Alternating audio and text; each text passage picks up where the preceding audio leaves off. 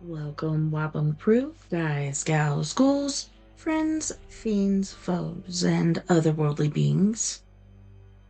Let's climb aboard the mothership, secure our tinfoil hats, buckle down tight, and hold on loosely as we soar over the rocky tops of the La Platas on a rocky mountain high, get sucked into the vortex of the Four Corners, and settle down snugly at mile marker 420 in colorful Colorado.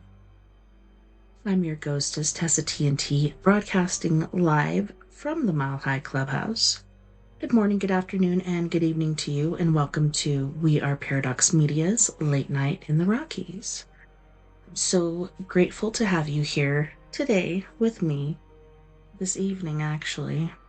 This day has gone by so fast, and it's the last day of the first month of the year. Soon to be into February. After that, we're getting into March, where we got springtime coming. I'm excited. Gonna get 2 new geese. I think 12 new chickens. 6 will be Cornish cross, and 6 will be, well, it doesn't specifically say, but it says brown egg layer. They're like an orangish color, and the very first time I got chickens, I had a couple of those, and they were really smart and pleasant little chicks to have around. But yeah, I was just going to order 1 goose, and it was fine when I first did it and ordered my first 12 chickens, but didn't have the funds for it. So went back after door dashing for a week or so and made the order, and this time it said I had to have 2. I was only going to get a bufflin, but lo and behold, I got an Emden too.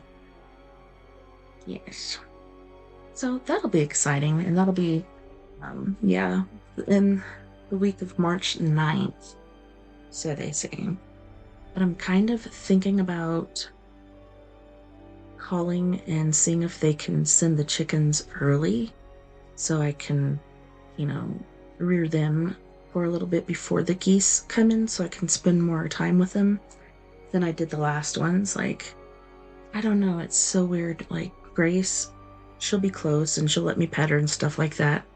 And Greta, she's the one that got attacked by the dogs and I had in the house for a week, and I'd sleep by her in the living room and stuff. And she avoids me. Like, when I'm walking towards her or get close to her or whatever, she'll walk away quickly, and you'd think it'd be the other way around. But no.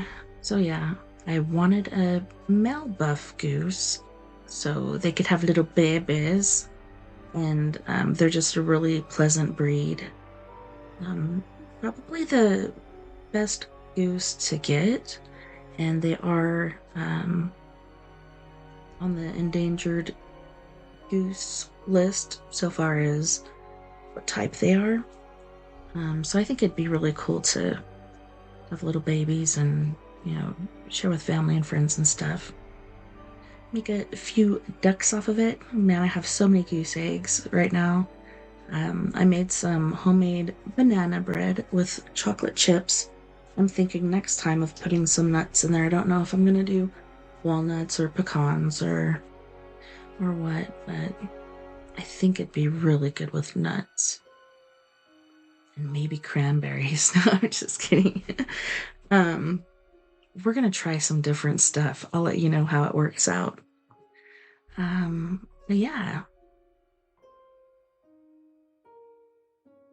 It's awesome to have you. If you want to check out We're Paradox Media, whether you're working it, or working out, you can find us wherever you listen to your podcasts or broadcasts. All right, so I went ahead and went to the Marmot page. That's what they call it here at this here library. Yeah, pineriver.marmot.org. And I found us a book that I think we will like. It's called The Dunwich Horror. I had to be specific looking for this because, you get all kinds of cool kids books. I wish it was like that when I was younger. Um, in my teens, they came out with Goosebumps, but before that, oh man, I keep wanting to say H.P. Lovecraft, but I think it was somebody else that did the Scary Stories book. Let me look really quick because I know I saw that earlier on here. And yeah, I used to love those books as a kid because I had experience with paranormal entities, beings, well, all kinds of stuff since, as far back as I can remember.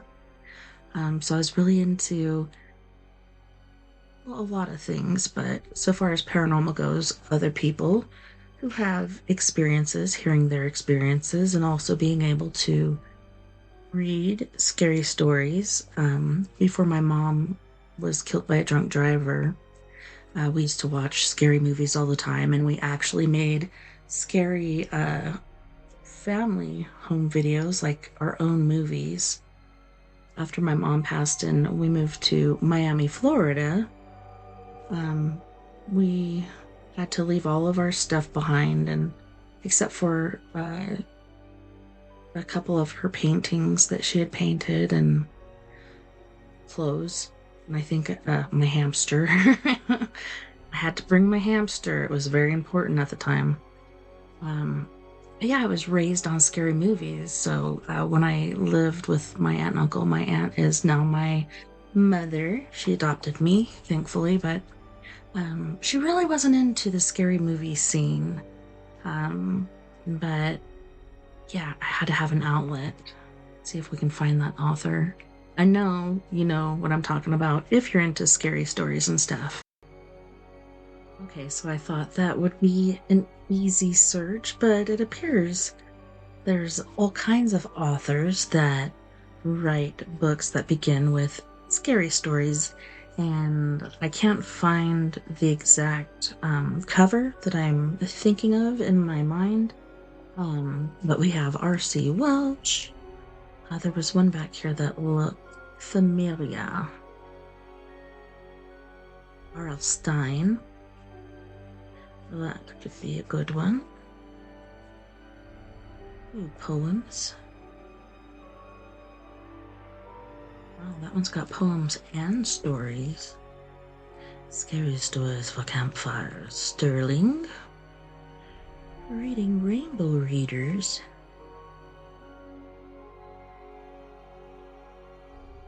Dark Star Pictures. C.B. Colby or Carol Burleigh. 1904 to 1977. I'm going to place a hold on that one too. Oh, yes. Yeah, it might be for kids, but my daughter and I get girls' night every week, so maybe we'll sit around and do the things we do, pedicures and facials and such, and read scary stories instead of watching scary movies. That would be cool. All right, enough with that. Let's get back to our book. The Dunwich Horror by H.P. Lovecraft. Hello?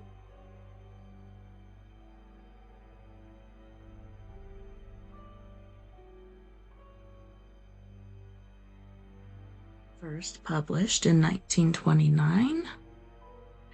It appears there are 10 chapters. Gorgons and hydras and chimeras, dire stories of Seleno and the Harpies may reproduce themselves in the brain of superstition, but they were there before.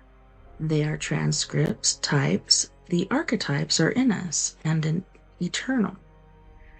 How else should the recital of that which we know in a waking sense to be false come to affect us at all?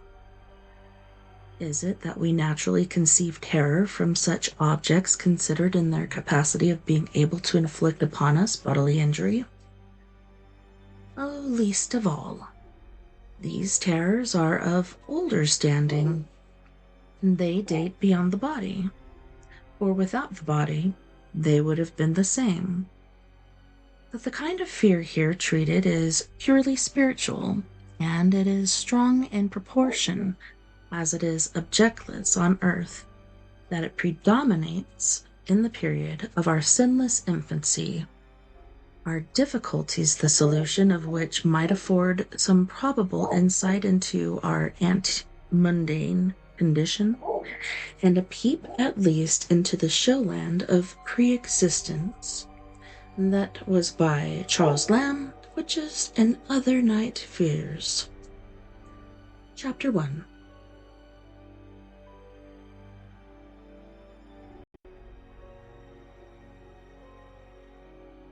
When a traveler in north-central Massachusetts takes the wrong fort at the junction of the Aylesbury Pike, just beyond Dean's Corners he comes upon a lonely and curious country. The ground gets higher, and the briar-bordered stone walls press closer and closer against the ruts of the dusty curving road. The trees of the frequent forest belt seem too large, and the wild weeds, brambles, and grasses attain a luxuriance not often found in settled regions. At the same time, the planted fields appear singularly few and barren, while the sparsely scattered houses wear a surprising uniform aspect of age, squalor, and dilapidation.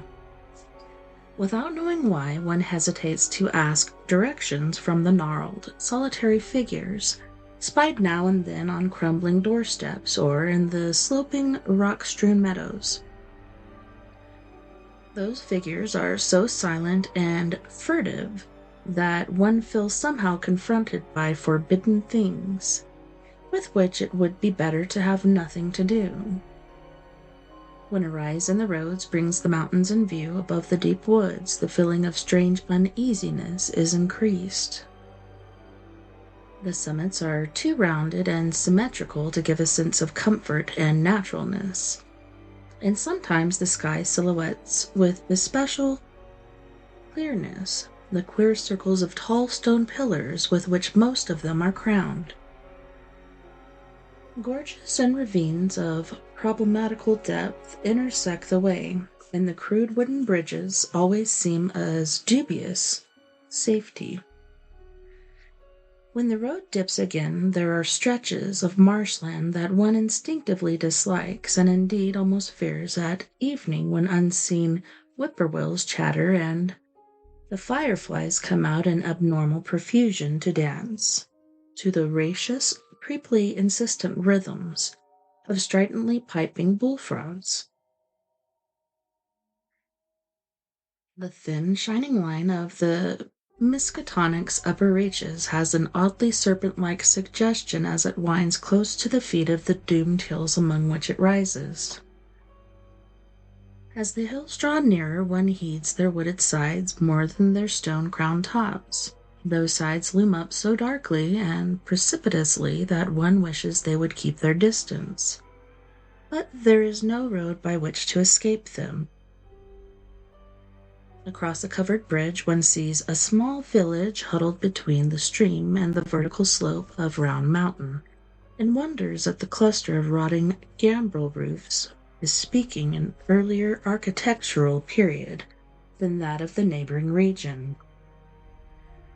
It is not reassuring to see, on a closer glance, that most of the houses are deserted and falling to ruin, and that the broken steepled church now harbors the one slovenly mercantile establishment of the hamlet. One dreads to trust the tenebrous tunnel of the bridge, yet there is no way to avoid it. Once across, it is hard to prevent the impression of a faint, malign odor about the village street, as of the massed mold and decay of its centuries. It is always a relief to get clear of the place and to follow the narrow road around the base of the hills and across the level country beyond till it rejoins the Aylesbury Pike. Afterward, one sometimes learns that one has been through Dunwich. Outsiders visit Dunwich as seldom as possible, and since a certain season of horror, all the signboards pointing toward it have been taken down.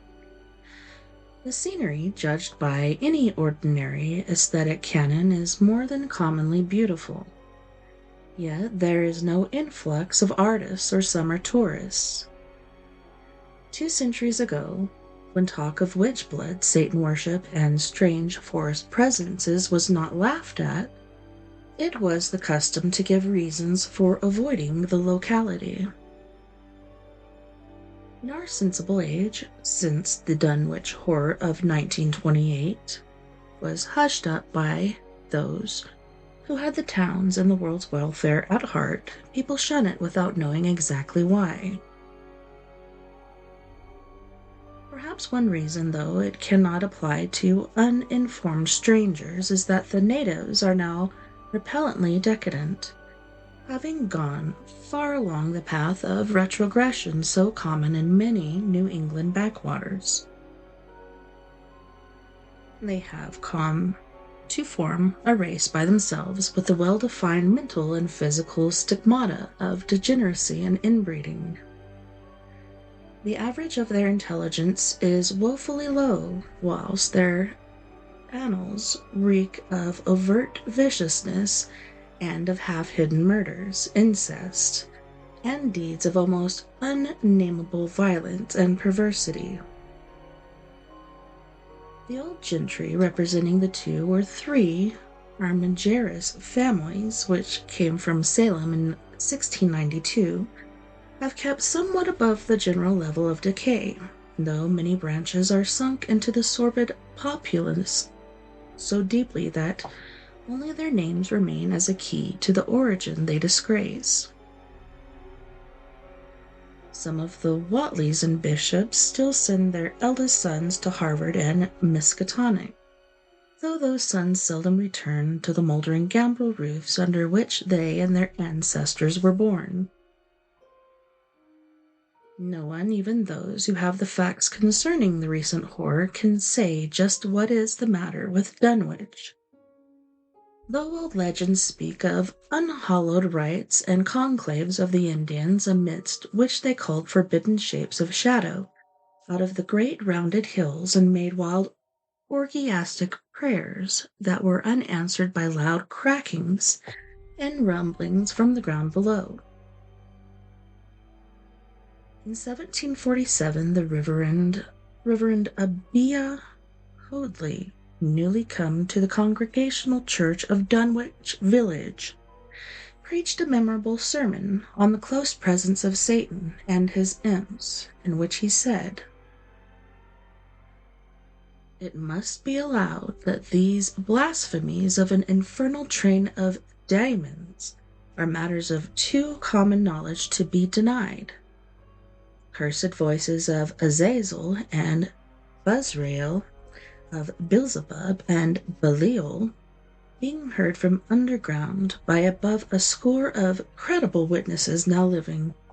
I myself did not more than a fortnight ago catch a very plain discourse of evil powers on the hill behind my house, wherein there were a rattling and rolling, groaning, screeching, and hissing such as no things of this earth could raise up, and which must needs have come from those caves that only black magic can discover, and only the devil unlock." Mr. Hoadley disappeared soon after delivering this sermon, but the text printed in Springfield is still extant. Noises in the hills continue to be reported from year to year, and still form a puzzle to geologists and physiographers. Other traditions tell of foul odors near the hill crowning circles of stone pillars, and of rushing airy presences to be heard faintly at certain hours from stated points at the bottom of the great ravines, while still others try to explain the Devil's Hop Yard. A bleak, blasted hillside, the natives are mortally afraid of the numerous whippoorwills which grow vocal on warm nights. It is vowed that the birds are psychopomps lying in wait for the souls of the dying, and that they time their eerie cries in unison with the sufferer's struggling breath. If they can catch the fleeing soul when it leaves the body, they instantly flutter away chittering in demonic laughter. But if they fail, they subside gradually into a disappointed silence. These tales, of course, are obsolete and ridiculous, because they come down from very old times.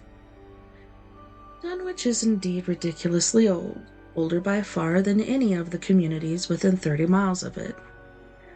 South of the village, one may still spy the cellar walls and chimney of the ancient Bishop House, which was built before 1700, whilst the ruins of the mill at the falls, built in 1806, form the most modern piece of architecture to be seen. Industry did not flourish here, and the 19th century factory movement proved short-lived. Oldest of all are the great rings of rough-hewn stone columns on the hilltops. But these are more generally attributed to the Indians than to the settlers. Deposits of skulls and bones found within the circles and around the sizable table-like rock on Sentinel Hill sustain the popular belief that such spots were once the burial places of the Pocumtucks, even though many ethnologists disregarding the absurd probability of such a theory, persist in believing the remains Caucasian. Chapter 2. It was in the township of Dunwich, in a large and partly inhabited farmhouse set against a hillside 4 miles from the village and a mile and a half from any other dwelling, that Wilbur Whately was born at 5 a.m. on Sunday, the 2nd of February, 1913. This date was recalled because it was Candlemas, which people in Dunwich curiously observe under another name, and because the noises in the hillside had sounded and all the dogs of the countryside had barked persistently throughout the night before. Less worthy of notice was the fact that the mother was one of the decadent Whatleys, a somewhat deformed, unattractive albino woman of 35, living with an aged and half-insane father about whom the most frightful tales of wizardry had been whispered in his youth. Lavinia Whately had no known husband, but according to the custom of the region made no attempt to disavow the child. Concerning the other side of whose ancestry the country folk might and did speculate as widely as they chose. On the contrary, she seemed strangely proud of the dark, goatish-looking infant who formed such a contrast to her own sickly and pink-eyed albinism, and was heard to mutter many curious prophecies about its unusual powers and tremendous future. Lavinia was one who would be apt to mutter such things, for she was a lone creature given to wandering amidst thunderstorms in the hills, and trying to read great arduous books which her father had inherited through 2 centuries of Whatleys, and which were fast falling to pieces with age and wormholes. She had never been to school, but was filled with disjointed scraps of ancient lore that old Whately had taught her. The remote farmhouse had always been feared because of old Whately's reputation for black magic, and the unexplained death by violence of Mrs. Whately when Lavinia was 12 years old had not helped to make the place popular. Isolated among strange influences, Lavinia was fond of wild and grandiose daydreams and singular occupations. Nor was her leisure much taken up by household cares in a home from which all standards of order and cleanliness had long since disappeared. There was a hideous screaming which echoed above even the hill noises and the dogs barking on the night Wilbur was born, but no known doctor or midwife presided at his coming. Neighbors knew nothing of him till a week afterward, when old Watley drove his sleigh through the snow into Dunwich village and discoursed incoherently to the group of loungers at Osborne's general store. There seemed to be a change in the old man, an added element of furtiveness in the clouded brain which subtly transformed him from an object to a subject of fear. Though he was not one to be perturbed by any common family event, amidst it all, he showed some trace of the pride later noticed in his daughter, and what he said of the child's paternity was remembered by many of his hearers years afterward. "I don't care what folks think. If Lavinia's boy looked like his pa, he wouldn't look nothing ye expect. Ye needn't think the only folks is the folks hereabouts. Lavinia's read some, and has seed some things the most o' ye only tell about.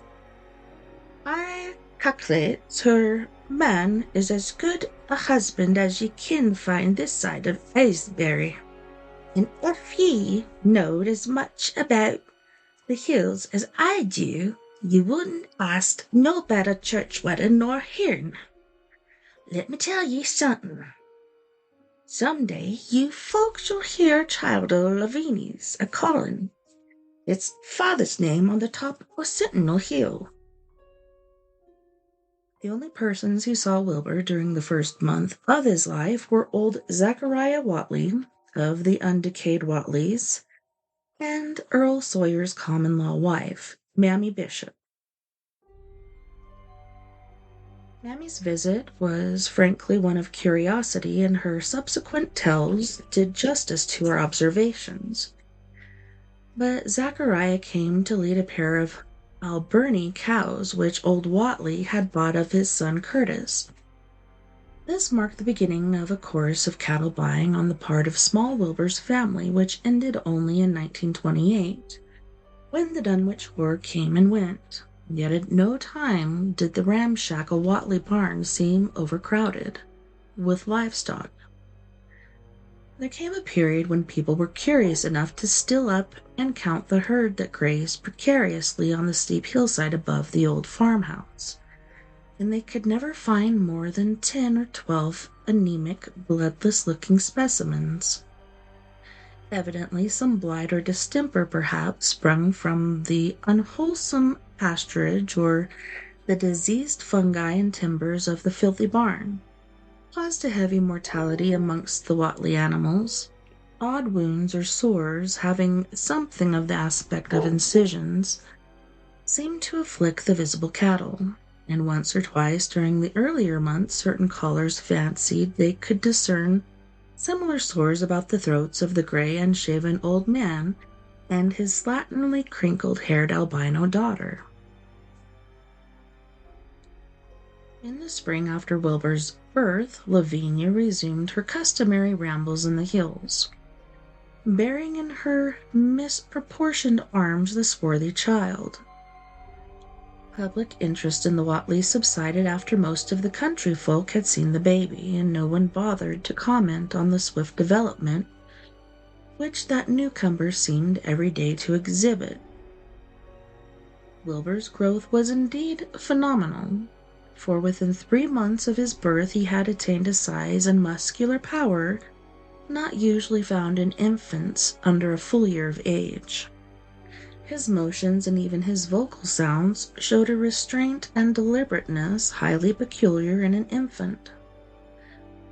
And no one was really unprepared when, at 7 months, he began to walk unassisted, which falterings which another month was sufficient to remove. It was somewhat after this time, on Halloween, that a great blaze was seen at midnight on the top of Sentinel Hill, where the old table-like stone stands amidst its tumulus of ancient bones. Considerable talk was started when Silas Bishop of the Undecayed Bishops mentioned having seen the boy running sturdily up that hill ahead of his mother about an hour before the blaze was remarked. Silas was rounding up a stray heifer, but he nearly forgot his mission when he fleetingly spied the two figures in the dim light of his lantern. They darted almost noiselessly through the underbrush, and the astonished watcher seemed to think they were entirely unclothed. Afterward, he could not be sure about the boy, who may have had some kind of fringed belt and a pair of dark blue trunks or trousers on. Wilbur was never subsequently seen alive and conscious without complete and tightly buttoned attire, the disarrangement or threatened disarrangement of which always seemed to fill him with anger and alarm.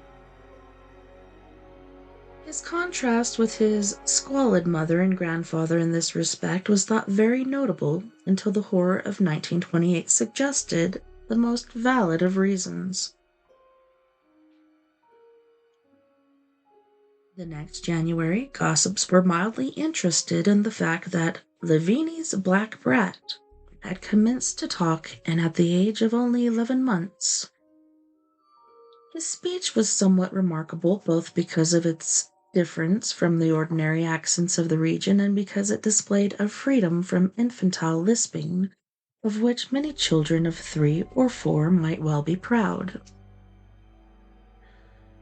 The boy was not talkative, yet when he spoke he seemed to reflect some elusive element wholly unpossessed by Dunwich and its denizens. The strangeness did not reside in what he said or even in the simple idioms he used, but seemed vaguely linked with his intonation or with the internal organs that produce the spoken sounds. His facial aspect, too, was remarkable for its maturity, for though he shared his mother's and grandfather's chinlessness, his firm and precociously shaped nose united with the expression on his large, dark, almost Latin eyes to give him an air of quasi-adulthood, and well-nigh preternatural intelligence.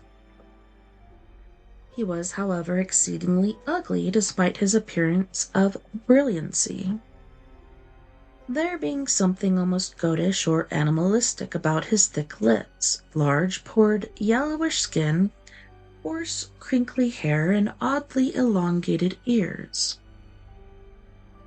He was soon disliked even more decidedly than his mother and grandsire, and all conjectures about him were spiced with references to the bygone magic of old Whatley, and how the hills once shook when he shrieked the dreadful name of Yog Sothoth in the midst of a circle of stones with a great book open in his arms before him. Dogs abhorred the boy, and he was always obliged to take various defensive measures against their barking menace. Chapter 3.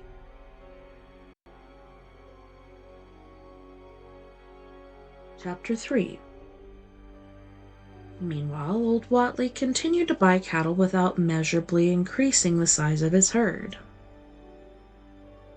He also cut timber and began to repair the unused parts of his house, a spacious, peaked-roofed affair whose rear end was buried entirely in the rocky hillside, and whose 3 least-ruined ground-floor rooms had always been sufficient for himself and his daughter. There must have been prodigious reserves of strength in the old man to enable him to accomplish so much hard labor, and though he still babbled dementedly at times, his carpentry seemed to show the effects of sound calculation. It had really begun as soon as Wilbur was born, when one of the many tool sheds had been put suddenly in order, clapboarded and fitted with a stout fresh lock. Now, in restoring the abandoned upper story of the house, he was a no less thorough craftsman. His mania showed itself only in his tight boarding up of all the windows in the reclaimed section, though many declared that it was a crazy thing to bother with the reclamation at all. Less inexplicable was his fitting up of another downstairs room for his new grandson, a room which several callers saw, though no one was ever admitted to the closely boarded up story. This chamber he lined with tall, firm shelving, along which he began gradually to arrange in apparently careful order all the rotting ancient books and parts of books which during his own day had been heaped promiscuously in odd corners of the various rooms. "I made some use of 'em," he would say as he tried to mend a torn black letter page with paste prepared on the rusty kitchen stove. "But the boy's fittin' to make better use of 'em.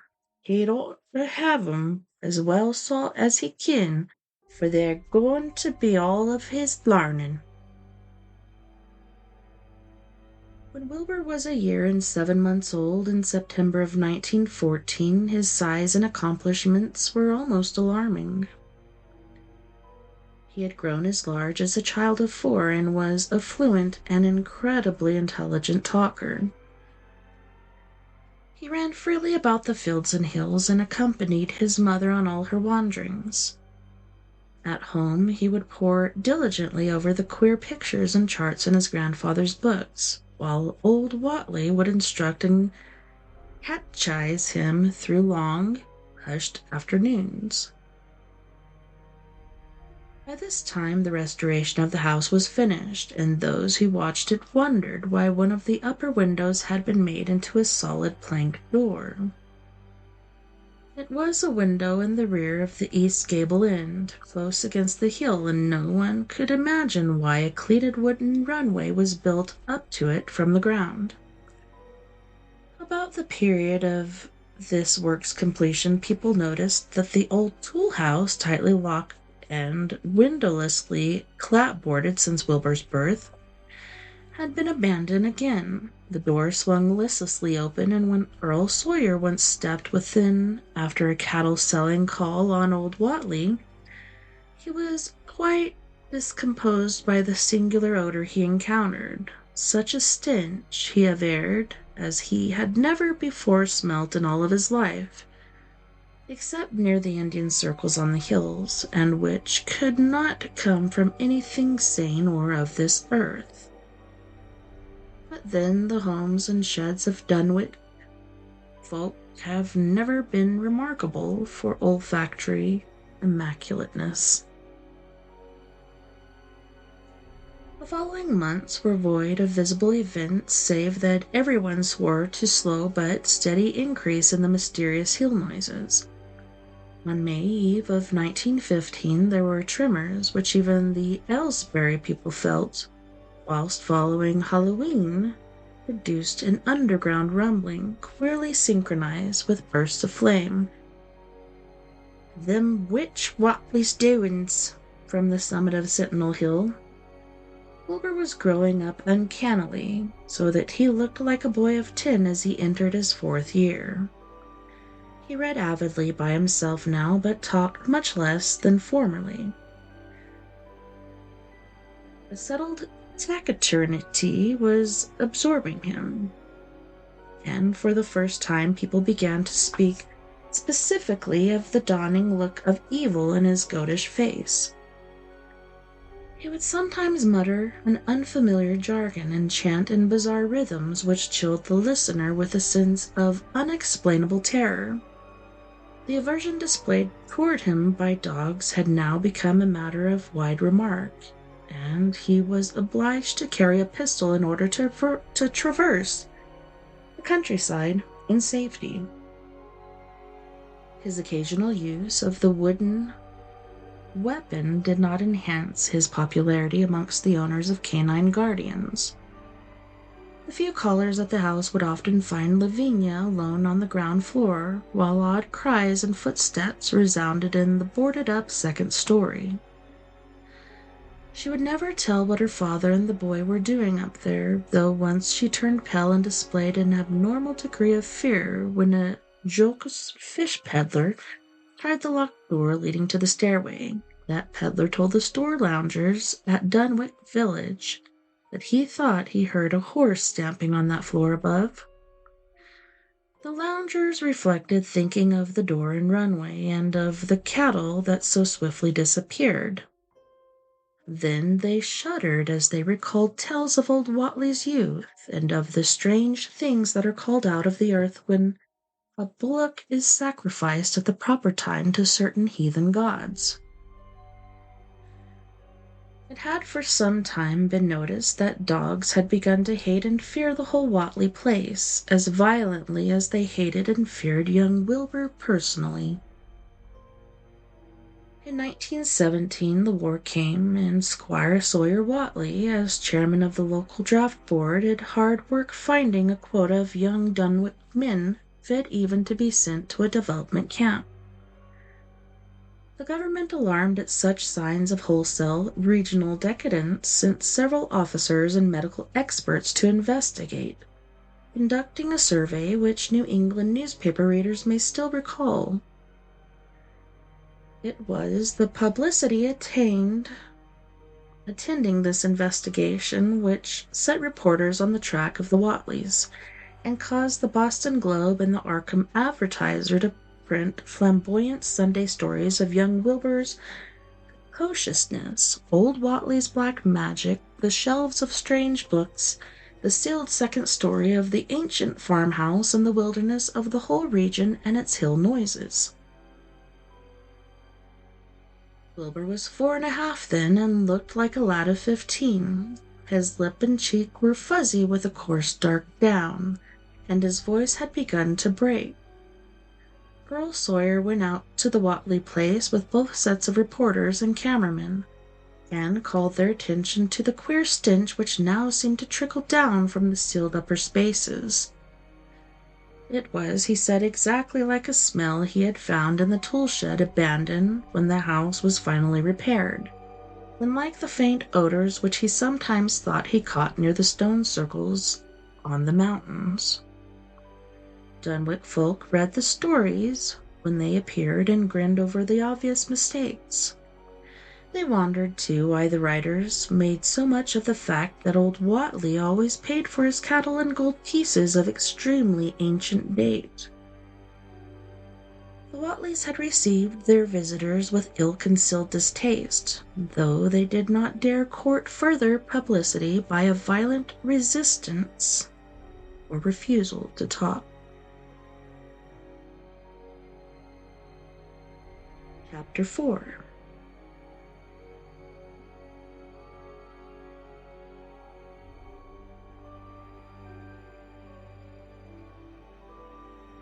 For a decade, the annals of the Watleys sink undistinguishably into the general life of a morbid community, used to their queer ways and hardened to their May Eve and All Hallow orgies. Twice a year they would light fires on top of the Sentinel Hill, at which times the mountain rumblings would occur with greater and greater violence. While at all seasons there were strange and portentous doings at the lonely farmhouse.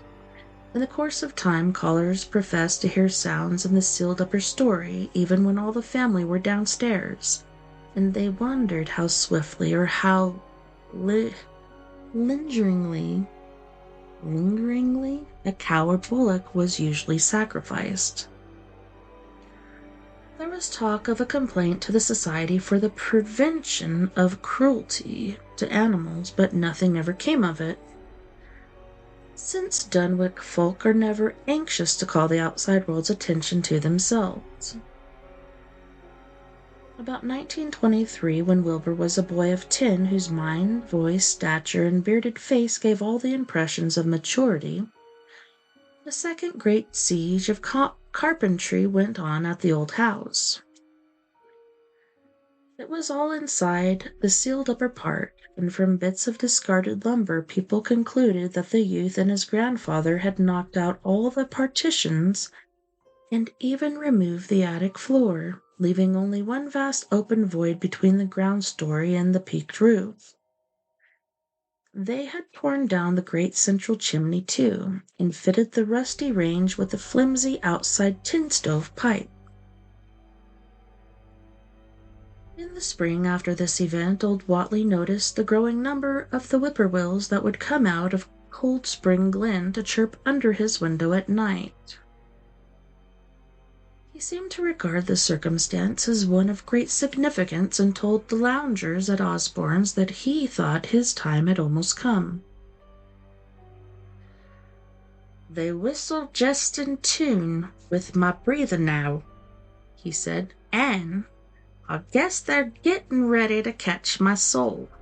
They know it's a-goin' out, and don't calc'late to miss it. You'll know, boys, arter I'm done and gone, whether they get me or not. If you do, they'll keep up a-singin' and laughin' till break o' day.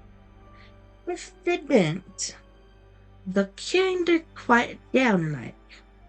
I expect them and the souls they hunts for have some pretty tough tussles sometimes." On Lammas night, 1924, Dr. Houghton of Aylesbury was hastily summoned by Wilbur Whatley, who had lashed his one remaining horse through the darkness and telephoned from Osborne's in the village. He found old Whatley in a very grave state with a cardiac action and stertorous breathing that told of an end not far off. The shapeless albino daughter and oddly bearded grandson stood by the bedside, whilst from the vacant abyss overhead there came a disquieting suggestion of rhythmical surging or lapping, as of the waves on some level beach. The doctor, though, was chiefly disturbed by the chattering night birds outside, a seemingly limitless legion of whippoorwills that cried their endless message in repetitions, timed diabolically to the wheezing gasps of the dying man. It was uncanny and unnatural. Too much, thought Dr. Houghton, like the whole of the region he had entered so reluctantly in response to the urgent call. Toward 1 o'clock, old Whatley gained consciousness and interrupted his wheezing to choke out a few words to his grandson. "More space, Willie, more space soon. He grows, and that grows faster. It'll be ready to serve you soon, boy. Open up the gates to Yog Sothoth with a long chant that you'll find on page 751 of the complete edition, and then put a watch to the prison. Fire from earth can't burn it. No how." He was obviously quite mad. After a pause, during which the flock of whippoorwills outside adjusted their cries to the altered tempo, while some indications of the strange hill noises came from afar off, he added another sentence or two. "Feed it reg'lar, Willie, and mind the quantity. Don't let it grow too fast for the place, for if it busts quarters or gets out afore you opens to, Yog Sothoth is all over and no use. Only them from beyond can make it multiply and work. Only them, the old uns, as wants to come back." But speech gave place to gasps again, and Lavinia screamed at the way the whippoorwills followed the change. It was the same for more than an hour, when the final throaty rattle came. Dr. Houghton drew shrunken lids over the glazing gray eyes as the tumult of birds faded imperceptibly to silence. Lavinia sobbed, but Wilbur only chuckled whilst the hill noises rumbled faintly. "They didn't get 'em," he muttered in his heavy bass voice. Wilbur was by this time a scholar of really tremendous erudition in his one-sided way, and was quietly known by correspondents to many librarians in distant places where rare and forbidden books of old days are kept. He was more and more hated and dreaded around Dunwich because of certain youthful disappearances which suspicion laid vaguely at his door, but was always able to silence inquiry through fear or through use of that fund of old-time gold which still, as in his grandfather's time, went from regularly increasingly for cattle buying. He was now tremendously mature of aspect, and his height, having reached the normal adult limit, seemed inclined to wax beyond that figure. In 1925, when a scholarly correspondent from Miskatonic University called upon him one day, and departed pale and puzzled, he was fully 6 3/4 feet tall. Through all the years, Wilbur had treated his half-deformed albino mother with a growing contempt, finally forbidding her to go to the hills with him on May Eve and Hallow Mass. And in 1926, the poor creature complained to Mammy Bishop of being afraid of him. "There's more about him as I knows than I can tell ye, Mammy," she said. "And nowadays, there's more nor what I know myself. Although, I fear God, I don't know what he wants nor what he's a-trying to do." That Halloween, the hill noises sounded louder even more than ever, and fire burned on Sentinel Hill as usual. But people paid more attention to the rhythmical screaming of vast flocks of unnaturally belated whippoorwills which seemed to be assembled near the unlighted Watley farmhouse. After midnight, their shrill notes burst into a kind of pandemonic cachinnation which filled all the countryside, and not until dawn did they finally quiet down. Then they vanished, hurrying southward, where they were fully a month overdue. What this meant, no one could quite be certain till later. None of the country folk seemed to have died, but poor Lavinia Watley, the twisted albino, was never seen again. In the summer of 1927, Wilbur repaired 2 sheds in the farmyard and began moving his books and effects out to them. Soon afterward, Earl Sawyer told the loungers at Osborne's that more carpentry was going on in the Watley farmhouse. Wilbur was closing all the doors and windows on the ground floor and seemed to be taking out partitions as he and his grandfather had done upstairs 4 years before. He was living in one of the sheds, and Sawyer thought he seemed unusually worried and tremulous. People generally suspected him of knowing something about his mother's disappearance, and very few ever approached his neighborhood now. His height had increased to more than 7 feet and showed no signs of ceasing its development. Holy shnikey, that guy's a giant.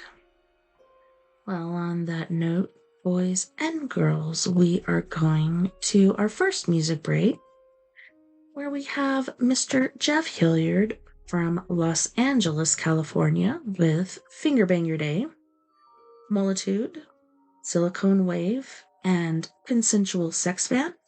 Don't go anywhere. We'll be right back after this music break.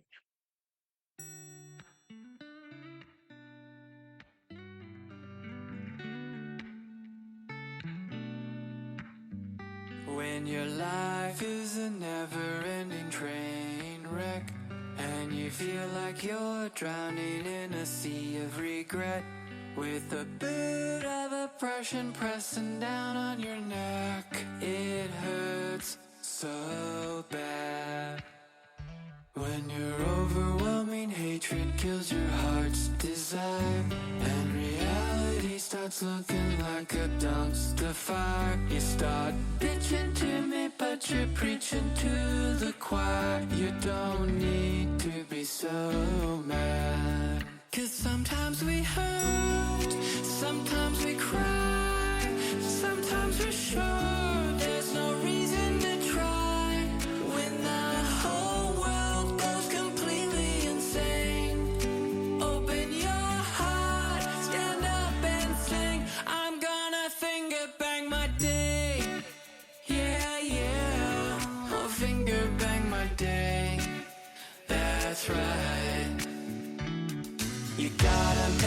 choice to give it all you've got and make your day moan with pleasure, really make it hot. Because your day deserves a lover that pulls out the stops. Come on, it's not so hard. 'Cause sometimes we hurt, sometimes we cry, sometimes we should. There's no reason to try when the whole world blows up in our face. What else could we do but stand up and sing?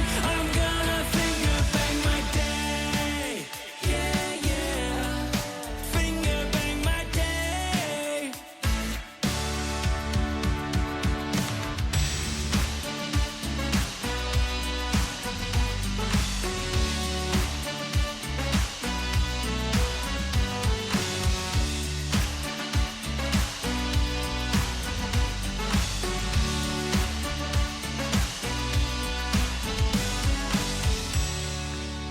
Hey, what are we really doing?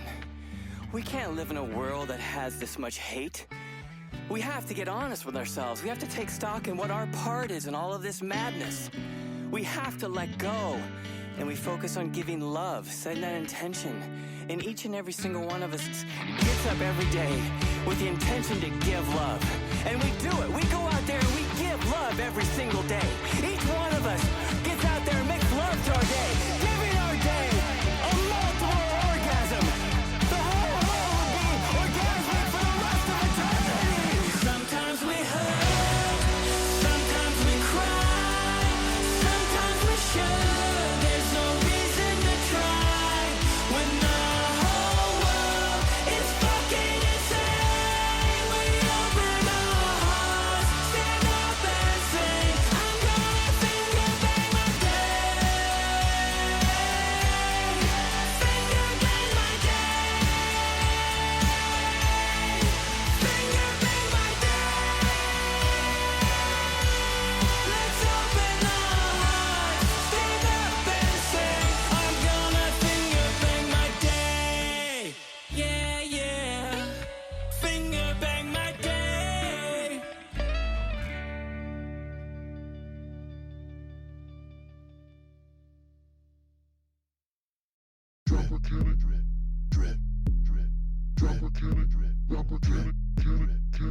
I got molar moves, got that molar too. You think it's wrong? I could've had too long. Fuck that. Check these molar moves. You need a molar too. I can do no wrong. Back of the head long, never gonna cut it. All these hookers sweet on me.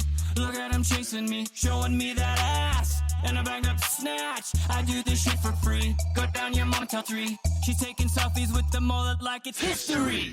How can I maneuver you with that pussy, dude? You sit like Buddha waiting on it to come to you. My lines are straight to the point. She shows me gratitude. So what's your latitude? Let's adjust your attitude. Head with a alligator, double dually Lamborghini. All up in a silly little yellow polka dot bikini. I got molar moves, I got that molar too. You think it's wrong? Back of the head too long. Fuck that. Head with a alligator, double dually Lamborghini. All up in a silly little yellow polka dot bikini. Check these molar moves. You need a molar too. I can do no wrong. Back of the head long, never gonna cut it. Head with a alligator, double dually Lamborghini. All up in a silly little yellow polka dot bikini. You're like the butt of a butter knife cutting up panini. So climb back in your kangaroo pouch like a rolling genie. These moves are hot, these locks I got. This power cannot be disputed and it can't be bought. So you can find me in the studio with all these thoughts. You wanna bite my style, but you can't do what you're not, neighbor. I got molar moves, I got that molar too. You think it's wrong? Back of the head too long. Fuck that. Check these molar moves. You need a molar too. I can do no wrong. Back of the head long, never gonna cut it. Got that motherfucking molar.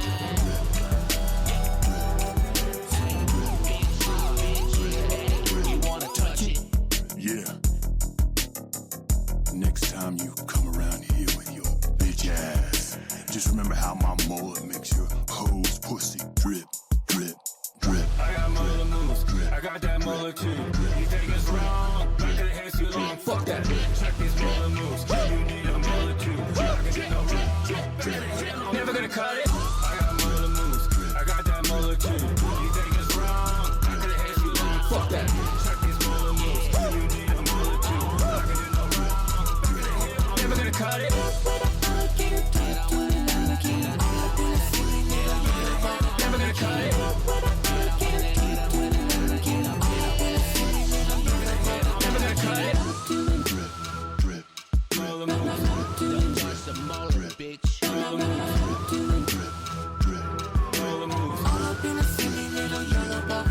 cut it.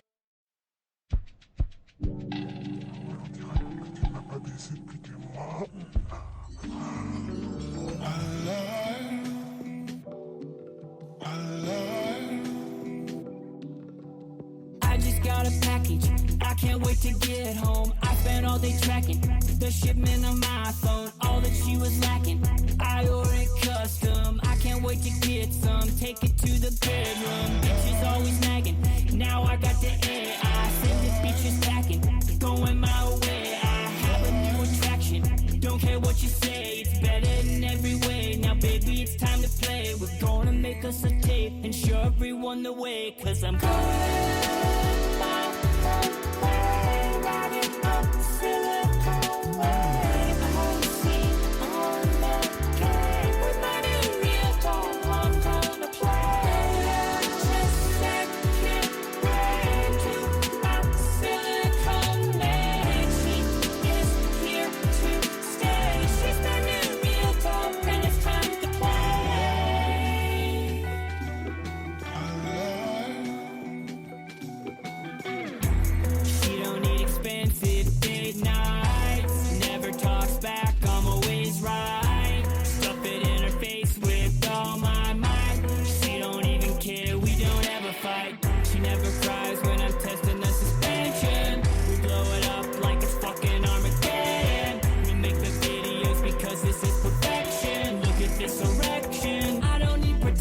cause I'm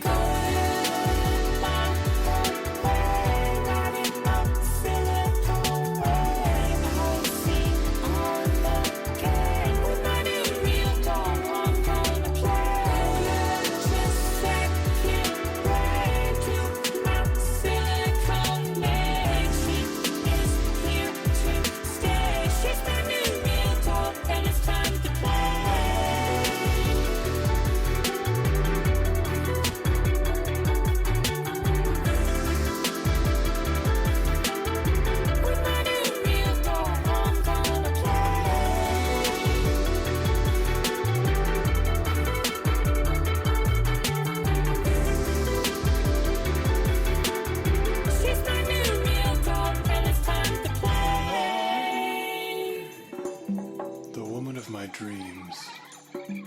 Voulez-vous coucher avec moi? Fais-moi l'amour.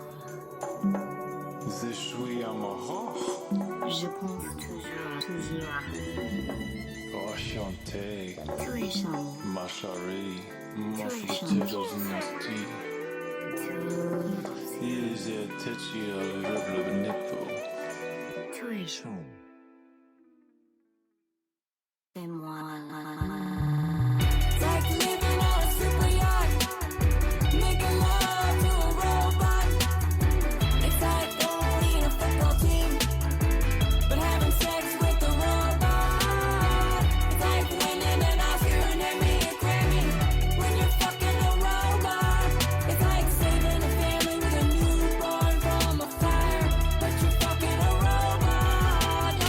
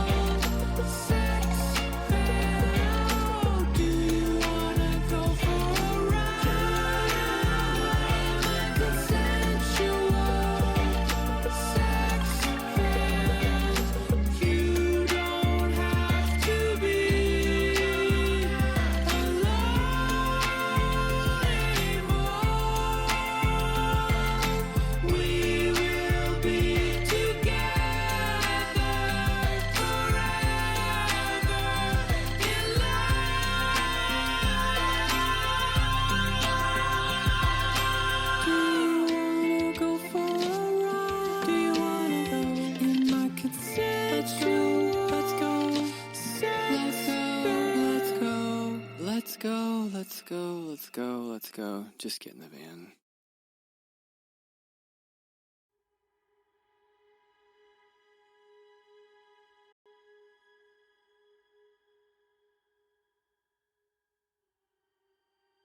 Welcome back, and thanks so much for hanging out with me tonight on We Are Paradox Media's Late Night in the Rockies.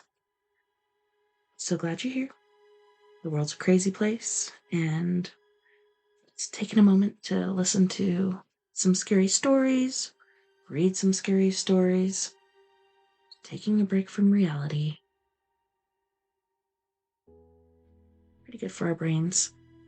And I can't believe I forgot to tell you guys, I was so distracted because I thought I was recording and I had a really, really good intro, and then realized I wasn't recording, the music was playing. So, yeah, my second one wasn't my favorite, but I was going to tell you guys that I got to go on a paranormal investigation this last Wednesday to the Wrightsman house, and I guess originally it was built to be a house, and it had a practice that worked out of it. The guy who built it was a doctor. He didn't physically build it, but you know what I'm saying.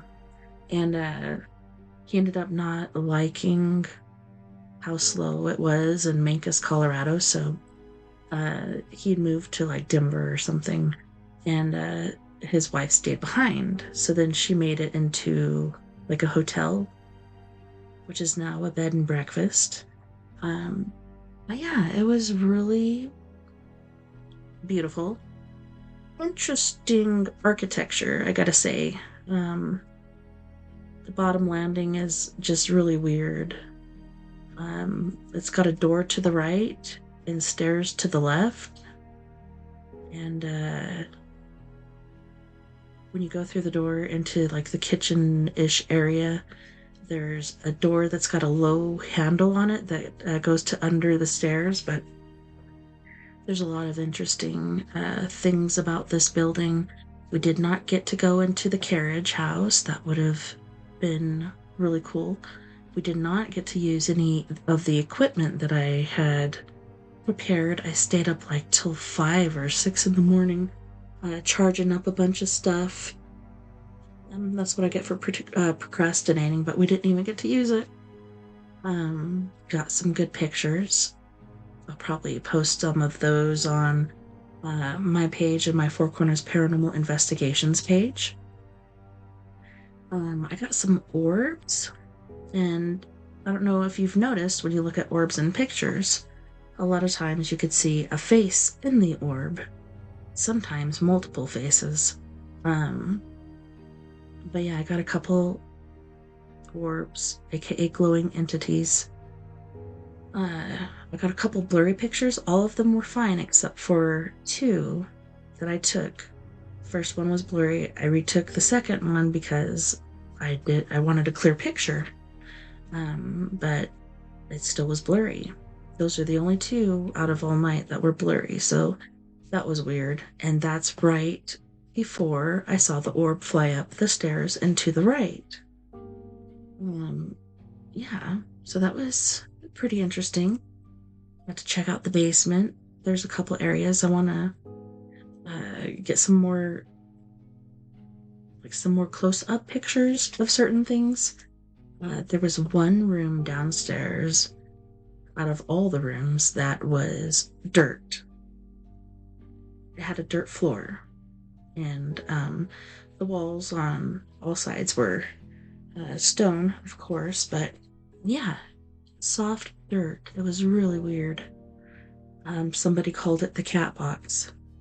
But yeah, we're gonna hopefully go back, and we will be able to use the equipment this time, since we got to fill in a layout for the place, and that'll let us know where we want to set up certain things. So hopefully we'll catch something, whether it be an EVP or pictures or video, or we have an EMF detector. We also have a Periscope 360, which has rods going off all sides of it, and they're of various colors. For some reason it didn't work, I think because another battery busted in the thing. It's crazy. I don't know why that keeps happening, but gotta clean that out with maybe some Coke. I was thinking some baking soda or something, and hopefully it works. Last time it got cleaned out, my brother did it, and it worked after that, so hopefully it's not completely destroyed. Yeah, just thought I'd let you guys know about that. That was pretty cool. Got to meet my buddy Steven and his friend and new podcast mate, Mark. And their podcast is called... Here, let me look it up. He sent me a picture of the banner poster for the page, and it's super cool. I want one like that. It's cartoonish, and it totally looks like them in cartoon form. But it's called the Dark Canyon Chronicles, and you can tune in to them on Spotify. I still need to listen to them. I think I'll listen to them tonight or maybe tomorrow as I'm doing things around the house. Just really depends on what mood I am this evening. But yeah, make sure you check those guys out. Let's get back into our book, shall we? Oh yeah, and I forgot, something touched me on my back. It was really weird. And it was when I was standing in the hallway and I was about to go into a room that has been claimed that the door opens repeatedly, but the room that I saw the orb go to, I can't remember what they said about that, but I'll ask and I'll get back to you on that. We are on chapter 5.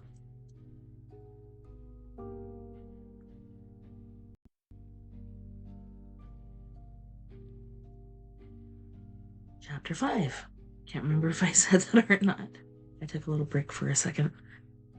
The following winter brought an event no less strange than Wilbur's first trip outside the Dunwich region.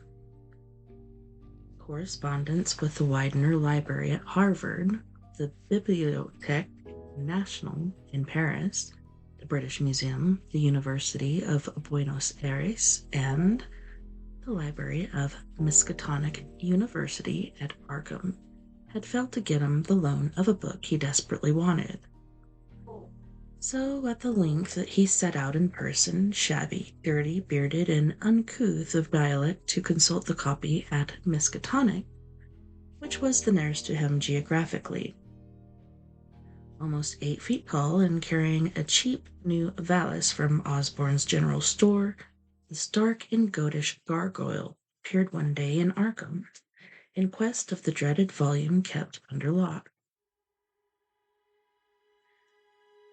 Lock and key. Sorry, I was like, what the heck happened to the music?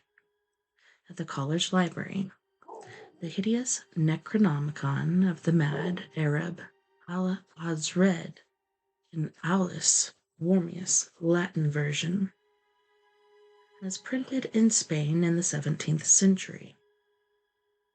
He had never seen a city before, but had no thought save to find his way to the university grounds, where indeed he passed heedlessly by the great white-fanged watchdog that barked with unnatural fury and enmity and tugged frantically at its stout chain. Wilbur had with him the priceless but imperfect copy of Dr. Dee's English version which his grandfather had bequeathed him, and upon receiving access to the Latin copy he at once began to collate the two texts with the aim of discovering a certain passage which would have come on the 751st page of his own defective volume. This much he could not civilly refrain from telling the librarian, the same erudite Henry Armitage, A.M. Miskatonic, Ph.D. Princeton, Lit. B. Johns Hopkins, who had once called at the farm and who now politely plied him with the questions. He was looking, he had to admit, for a kind of formula or incantation containing the frightful name Yog-Sothoth, and it puzzled him to find discrepancies, duplications, and ambiguities which made the matter of determination far from easy. As he copied the formula, he finally chose Dr. Armitage, looked involuntarily over his shoulder at the open pages, the left-hand one of which, in the Latin version, contained such monstrous threats to the peace and sanity of the world. Nor is it to be thought, ran the text as Armitage mentally translated it, that man is either the oldest or the last of Earth's masters, or that the common bulk of life in substance walks alone. The old ones were, the old ones are, and the old ones shall be. Not in the space we know, but between them. They walk serene and primal, undimensioned, and to us unseen. Yog-Sothoth knows the gate. Yog-Sothoth is the gate. Yog-Sothoth is the key and the guardian of the gate. Past, present, future, all are one in Yog-Sothoth. He knows where the old ones broke through of old, and where they shall break through again. He knows where they have trod earth's field, and where they still tread them, and why no one can behold them as they tread. By their smell can men sometimes know them near, but of their semblance can no man know, saving only in the features of those they have begotten on mankind. And of those are there many sorts, differing in likeness from man's truest eidolon to that shape without sight or substance, which is they. They walk unseen in foul and lonely places where the words have been spoken and the rites howled through at their seasons. The wind gibbers with their voices and the earth mutters with their consciousness. They bend the forest and crush the city, yet may not forest or city behold the hand that smites. Kadath in the cold waste hath known them, and what man knows, Kadath? The ice desert of the south and the sunken isles of ocean hold stones whereon their seal is engraven, but who hath seen the deep frozen city or the sealed tower long garlanded with seaweed and barnacles? Great Cthulhu is their cousin, yet can he spy them only dimly. Aya Shub Nigroth, as a foulness shall ye know them. Their hand is at your throats, yet ye see them not, and their habitation is even one they with your guarded threshold. Yog-Sothoth is the key to the gate, whereby the spheres meet. Man rules now where they ruled once. They shall soon rule where man rules now. After summer is winter, and after winter summer. They wait patient and potent, for here shall they reign again. Dr. Armitage, associating what he was reading with what he had heard of Dunwich and its brooding presences, and of Wilbur Whatley and his dim, hideous aura that stretched from the dubious birth to a cloud of probable matricide, felt a wave of fright as tangible as a draught of the tomb's cold clamminess. The bent goatish giant before him seemed like the spawn of another planet or dimension, like something only partly of mankind and linked to the black gulfs of essence, an entity that stretched like titan phantasms beyond all spheres of force and matter, space and time. Presently, Wilbur raised his head and began speaking in that strange, resonant fashion, which hinted at sound-producing organs unlike the run of mankind's. "Mr. Armitage," he said, "I calculate I've got to take that book home. They's things in it I've got to try under certain conditions that I can't get her, and it'd be a mortal sin to let a red tape rule hold me up. Let me take it along, sir, and I'll swear they won't nobody know the difference. I don't need to tell ye. I'll take good care of it. I won't me that put this D copy in the shape it is." He stopped as he saw firm denial on the librarian's face, and his own goatish features grew crafty.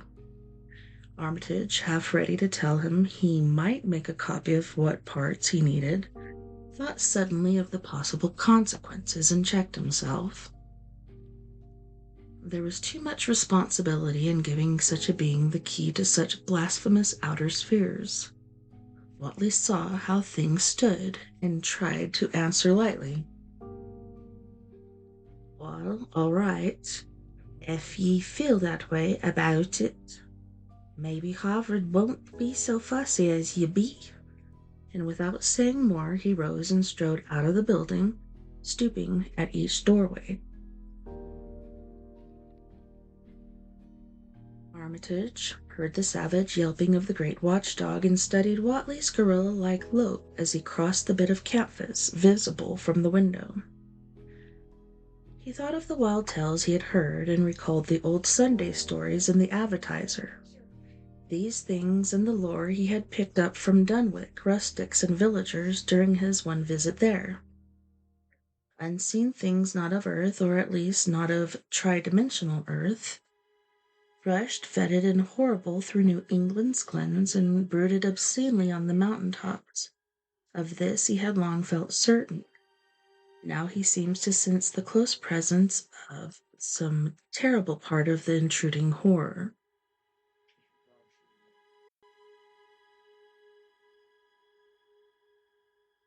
And to glimpse a hellish advance in the black dominion of the ancient and once passive nightmare. He locked away the Necronomicon with a shudder of disgust, but the room still reeked with an unholy and unidentifiable stench. "As a foulness shall ye know them," he quoted. Yes, the odor was the same as that which had sickened him at the Whatley farmhouse less than 3 years before. He thought of Wilbur, goatish and ominous once again, and laughed mockingly at the village rumors of his parentage. "Inbreeding," Armitage muttered half aloud to himself. "Great God, what simpletons! Show them Arthur Macken's Great God Pan, and they'll think it a common Dunwich scandal. But what thing, what cursed shapeless influence on or off this three-dimensioned earth was Wilbur Whatley's father? Born on Candlemas 9 months after May Eve of 1912, when the talk about the queer earth noises reached clear to Arkham. What walked on the mountains that May night? What rude horror fastened itself in the world in half-human flesh and blood? During the ensuing weeks, Dr. Armitage set about to collect all possible data on Wilbur Whatley and the formless presence around Dunwich. He got in communication with Dr. Houghton of Aylesbury, who had attended old Whatley in his last illness, and found much to ponder over in the grandfather's last words as quoted by the physician. A visit to Dunwich village failed to bring out much that was new, but a close survey of the Necronomicon, in those parts which Wilbur had sought so avidly, seemed to supply new and terrible clues to the nature methods, and desires of the strange evil so vaguely threatening this planet. Talks with several students of archaic lore in Boston and letters to many others elsewhere gave him a growing amazement which passed slowly through the varied degrees of alarm to a state of really acute spiritual fear. As the summer drew on, he felt dimly that something ought to be done about the lurking terrors of the upper Miskatonic Valley and about the monstrous being known to the human world as Wilbur Whatley.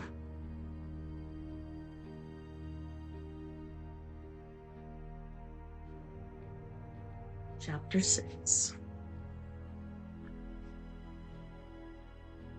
The Dunwich Horror itself came between Lammas and the equinox in 1928, and Dr. Armitage was among those who witnessed its monstrous prologue.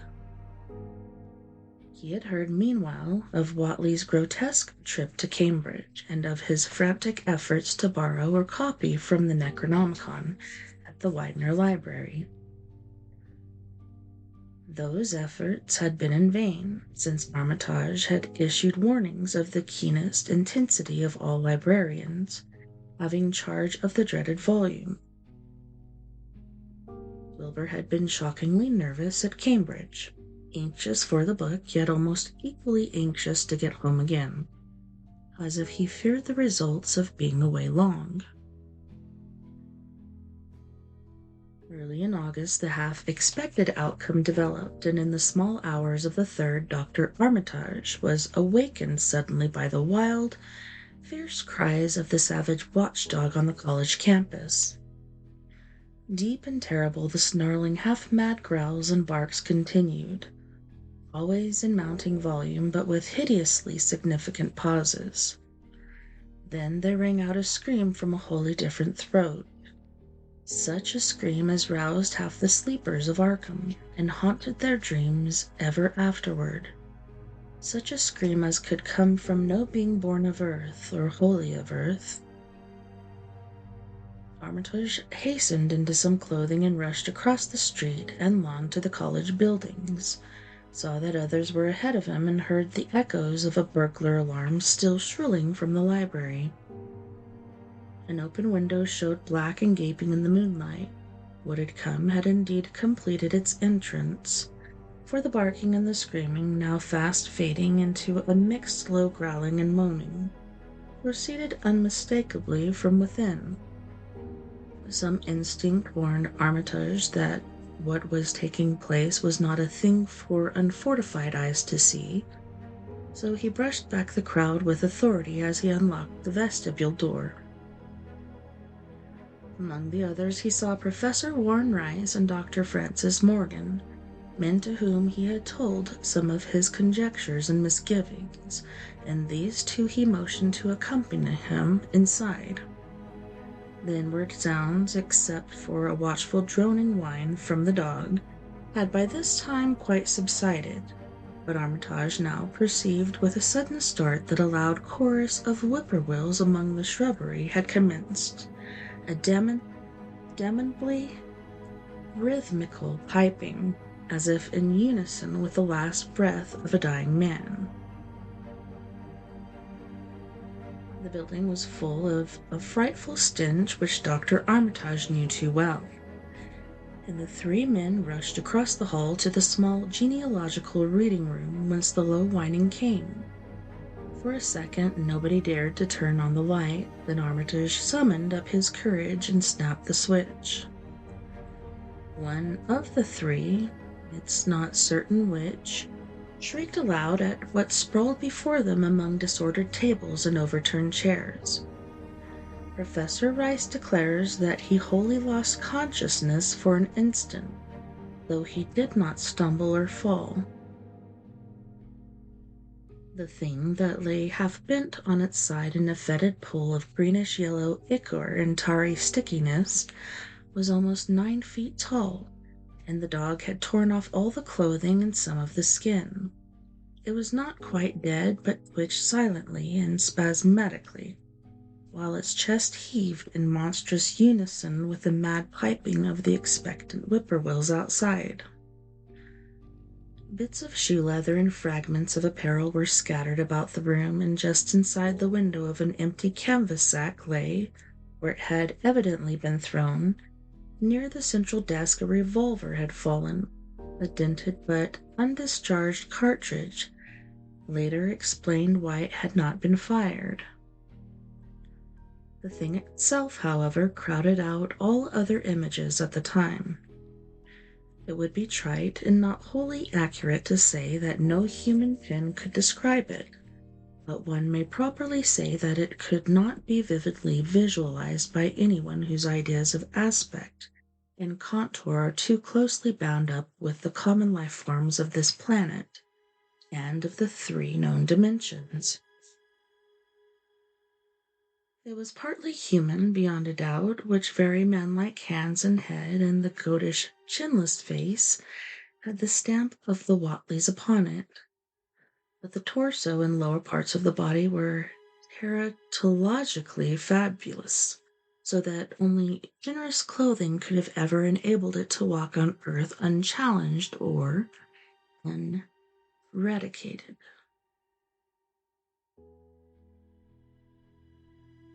Above the waist it was semi-anthropomorphic, though its chest, where the dog's rending paws still rested watchfully, had the leathery, reticulated hide of a crocodile or alligator. The back was piebald with yellow and black and dimly suggested the squamous covering of certain snakes. Below the waist, though, it was the worst, for here all human resemblance left off and sheer fantasy began. The skin was thickly covered with coarse black fur, and from the abdomen a score of long greenish-gray tentacles with red-sucking mouths protruded limply. Their arrangement was odd and seemed to follow the symmetries of some cosmic geometry unknown to Earth or the solar system. On each of the hips, deep-set in a kind of pinkish, ciliated orbit, was what seemed to be a rudimentary eye, whilst in lieu of a tail there depended a kind of trunk or feeler with purple annular markings and with many evidences of being an undeveloped mouth or throat. The limbs, save for their black fur, roughly resembled the hind legs of prehistoric Earth's giant saurians, and terminated in ridgy-veined pads that were neither hooves nor claws. When the thing breathed, its tail and tentacles rhythmically changed color, as if from some circulatory cause, normal to the non-human side of its ancestry. In the tentacles, this was observable as a deepening of the greenish tinge, whilst in the tail it was manifest as a yellowish appearance, which altered with a sickly grayish white in the spaces between the purple rings. Of genuine blood there was none, only the fetid greenish-yellow ichor, which trickled among the painted floor beyond the radius of the stickiness, and left a curious discoloration behind it. As the presence of the 3 men seemed to rouse the dying thing, it began to mumble without turning or raising its head. Dr. Armitage made no written record of its mouthings, but asserts confidently that the nothing in English was uttered. At first the syllables defied all correlation with any speech of Earth, but toward the last there came some disjointed fragments evidently taken from the Necronomicon, that monstrous blasphemy in quest of which the thing had perished. Those fragments, as Armitage recalls them, ran something like Nga, Ngaga, Ugshagag, Yog-Sothoth, Yog-Sothoth. They trailed off into nothingness as the whippoorwills shrieked in rhythmical crescendos of unholy anticipation. Then came a halt in the gasping, and the dog raised his head in a long, laborious How? A change came over the yellow goatish face of the prostrate thing, and the great black eyes fell in appallingly. Outside the window, the shrilling of the whippoorwills had suddenly ceased, and above the murmurs of the gathering crowd there came the sound of a panic, struck whirring and fluttering. Against the moon-vast clouds of feathery watchers rose and raced from sight, frantic at that which they had sought of prey. All at once the dog started up abruptly, gave a frightened bark, and leaped nervously out of the window by which it had entered. A cry rose from the crowd, and Dr. Armitage shouted to the men outside that no one must be admitted till the police or medical examiner came. He was thankful that the windows were just too high to permit of peering in, and drew the dark curtains carefully down over each one. By this time 2 policemen had arrived, and Dr. Morgan, meeting them in the vestibule, was urging them, for their own sake, to postpone entrance to the stench-filled reading room till the examiner came and the prostrate thing could be covered up. Meanwhile, frightful changes were taking place on the floor. One need not describe the kind and rate of shrinkage and disintegration that occurred before the eyes of Dr. Armitage and Professor Rice, but it is permissible to say that, aside from the external appearance of face and hands, the really human elements in Wilbur Whatley must have been very small. When the medical examiner came, there was only a sticky whitish mass on the painted boards, and the monstrous odor had nearly disappeared. Apparently Whatley had had no skull, or bony skeleton, at least in any true or stable sense. He had taken somewhat after his unknown father. Well, I had an inkling that that was him, but I wasn't quite sure. Now we know. Chapter 7. Yet, all this was only the prologue of the actual Dunwich Horror.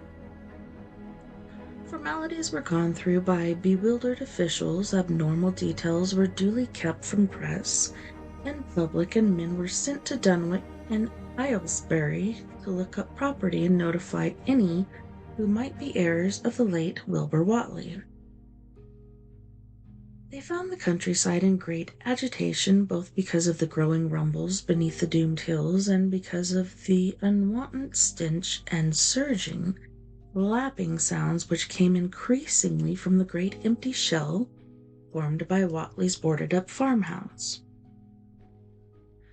Earl Sawyer, who tended the horse and cattle during Wilbur's absence, had developed a woeful acute case of nerves. The officials devised excuses not to enter the noisome boarded place, and were glad to confine their survey of the deceased's living quarters, the newly mended sheds, to a single visit. They filed a ponderous report at the courthouse in Aylesbury, and litigations concerning heirship are said to be still in progress amongst the innumerable Whatleys, decayed and undecayed, of the upper Miskatonic Valley. An almost interminable manuscript in strange characters written in a huge ledger and adjudged a sort of diary because of the spacing and the variations in ink and penmanship, presented a baffling puzzle to those who found it on the old bureau which served as its owner's desk. After a week of debate, it was sent to Miskatonic University, together with the deceased's collection of strange books, for study and possible translation, but even the best linguists soon saw that it was not likely to be unriddled with ease. No trace of the ancient gold with which Wilbur and old Whatley always paid their debts has yet been discovered. It was in the dark of September 9th that the horror broke loose. The hill noises had been very pronounced during the evening, and dogs barked frantically all night. Early risers on the 10th noticed a peculiar stench in the air. About 7 o'clock, Luther Brown, the hired boy at George Corey's between Gold Spring Glen and the village, rushed frenziedly back from his morning trip to 10 Acre Meadow with the cows. He was almost convulsed with fright as he stumbled into the kitchen, and in the yard outside, the no less frightened herd were pawing and lowing pitifully. Having followed the boy back in the panic they shared with him. Between gasps, Luther tried to stammer out his tale to Mrs. Covey. Sorry, that's Mrs. Corey. Up there on the road beyond the glen, Miss Corey, there's something been there. It smells like thunder, and all the bushes and little trees is pushed back from the road like they'd a house been moved along of it, and that ain't the worst nother. There's prints in the road, Miss Corey. Great round prints, as big as barrelheads, all sunk down deep. Like an elephant had been along, only there's a sight more nor 4 feet could make. I looked at 1 or 2 or 4 a run, and I see everyone was covered with wine spreading out from one place like as if big curly fans, 2 or 3 times as big as any they is, had have been pounded down into the rut. And the smell is awful, like what it is around Wizard Watley's old house. Harry faltered and seemed to shiver afresh with the fright that had sent him flying home. Mrs. Corey, unable to extract more information, began telephoning the neighbors, thus starting on its rounds the overture of panic that heralded the many major terrors. When she got Sally Sawyer, housekeeper at Seth Bishop's, the nearest place to Watley's, it became her turn to listen instead of transmit. For Sally's boy Chauncey, who slept poorly, had been up on the hill toward Watley's and had dashed back in terror after one look at the place, and at the pasturage where Mr. Bishop's cow had been left out all night. "Yes, Miss Corey," came Sally's tremulous voice over the party line. "Chauncey, he just come back a postin' and couldn't have talk for being scared. He says old Watley's house is all blowed up, with the timber scattered round like they'd been dynamite inside, only the bottom floor ain't through, but is all covered with a kind of perlite stuff that smells awful and drips down off in the edges onto the ground where the side timbers is blowed away, and they's awful kind of marks in the yard too. Great round marks bigger round than the hogshead, and all sticky with stuff like is on the blowed up house. Chauncey, he says they leads off into the meadows, or a great swath wherein a barn is matted down, and all the stone walls tumbled every which way wherever it goes. And he says he, Miss Corey, as how he thought to look for Seth's cows, frightened as he was, and have found 'em in the upper pasture nigh the devil's hop yard in an awful shape. Half of 'em's clean gone, and nigh half of 'em that's left is most dry blood, with sores on 'em like they's been on Watley's cattle ever since livings. Black Brat was born. Said he's gone out now to look at 'em, though I'll vow he won't care to get very nigh Wizard Watley's. Chauncey didn't look cheerful to her. See where the big magic down swath led arter it left the pasturage, but he says he thinks it pinting towards the Glen Road to the village.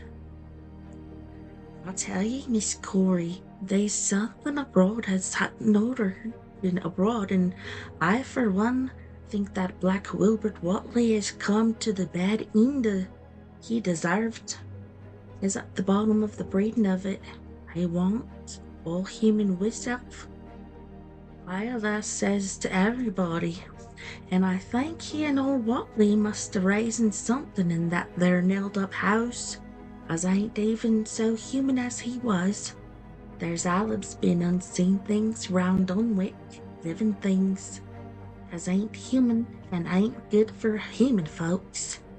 The ground was a-talking last night, and towards morning Chauncey he heard the whippoorwills so loud on Cold Spring Lane he couldn't sleep none. Then he thought he heard another faint-like sound over towards Wizard Watley's. A kind of ripping or tearing of wood, like some big box or crate was being opened for rot. With this and that, he didn't get to sleep at all till sunup, and no sooner was he up this morning, but he's got to go over to Watley's and see what's the matter. He's seen enough, I tell you, Mrs. Corey. This don't mean no good, and I think as all the mid folks ought to get up a party and do something. I know something awful's about, and feel my time is nigh, though only God knows just what it is. Did your Luther take account of where them big tracks led to? No? Well, Miss Corey, if they was on the Glen Road this side of the Glen, and ain't got to your house yet, I calculatin' they must go into the Glen itself. They would do that. I, lass, says, Cold Spring Glen ain't no healthy nor decent place. The whippoorwills and fireflies there never did act like they was creatures of God, and they's them some says you kin hear strange things rushin' and a-talkin' in the air down there, if you stand in the right place, between the rock falls and Bear's Den.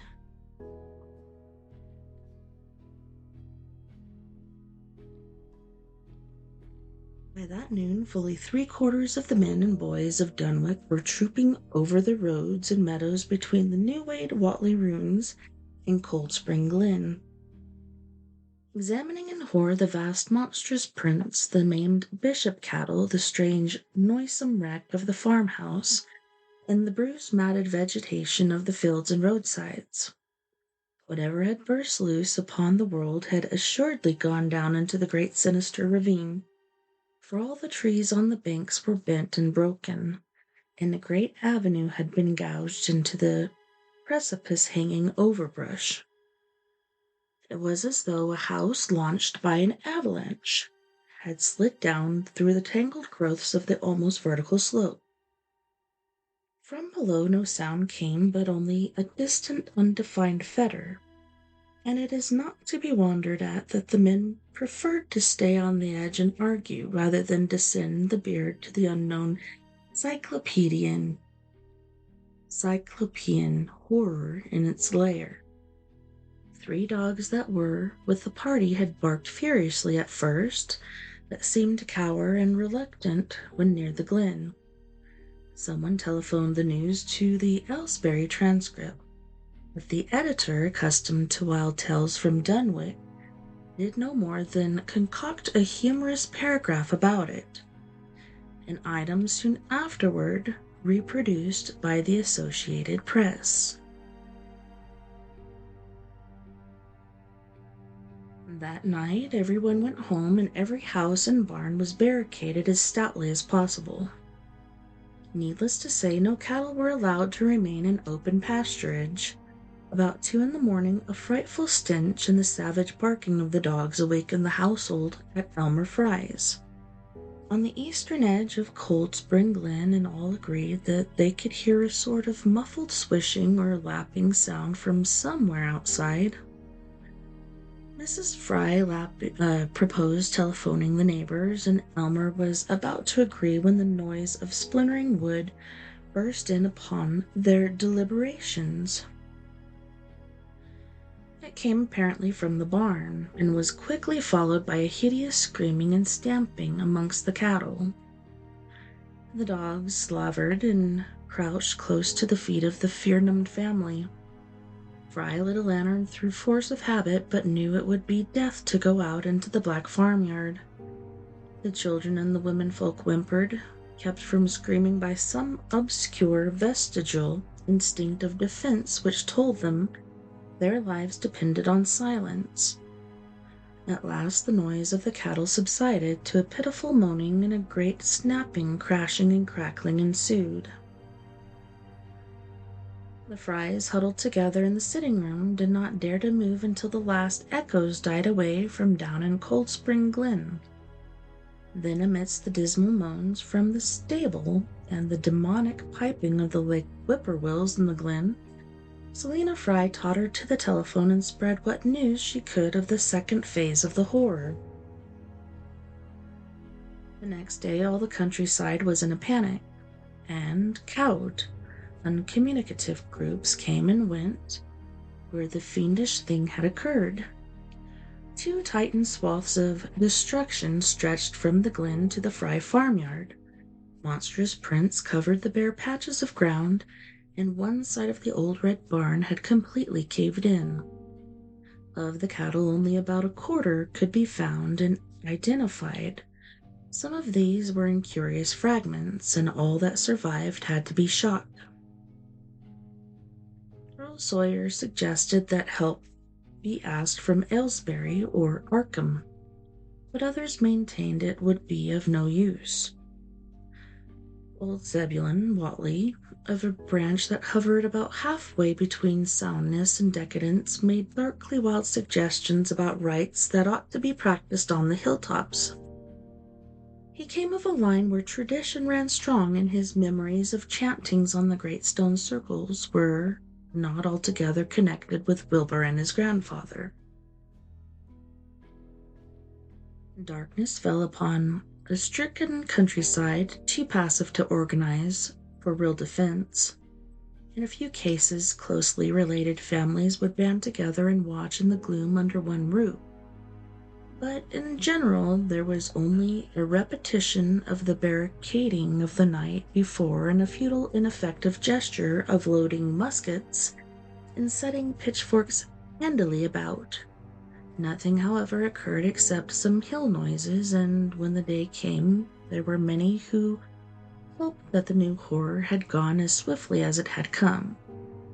There were even bold souls who proposed an offensive expedition down in the glen, though they did not venture to set an actual example to the still reluctant majority.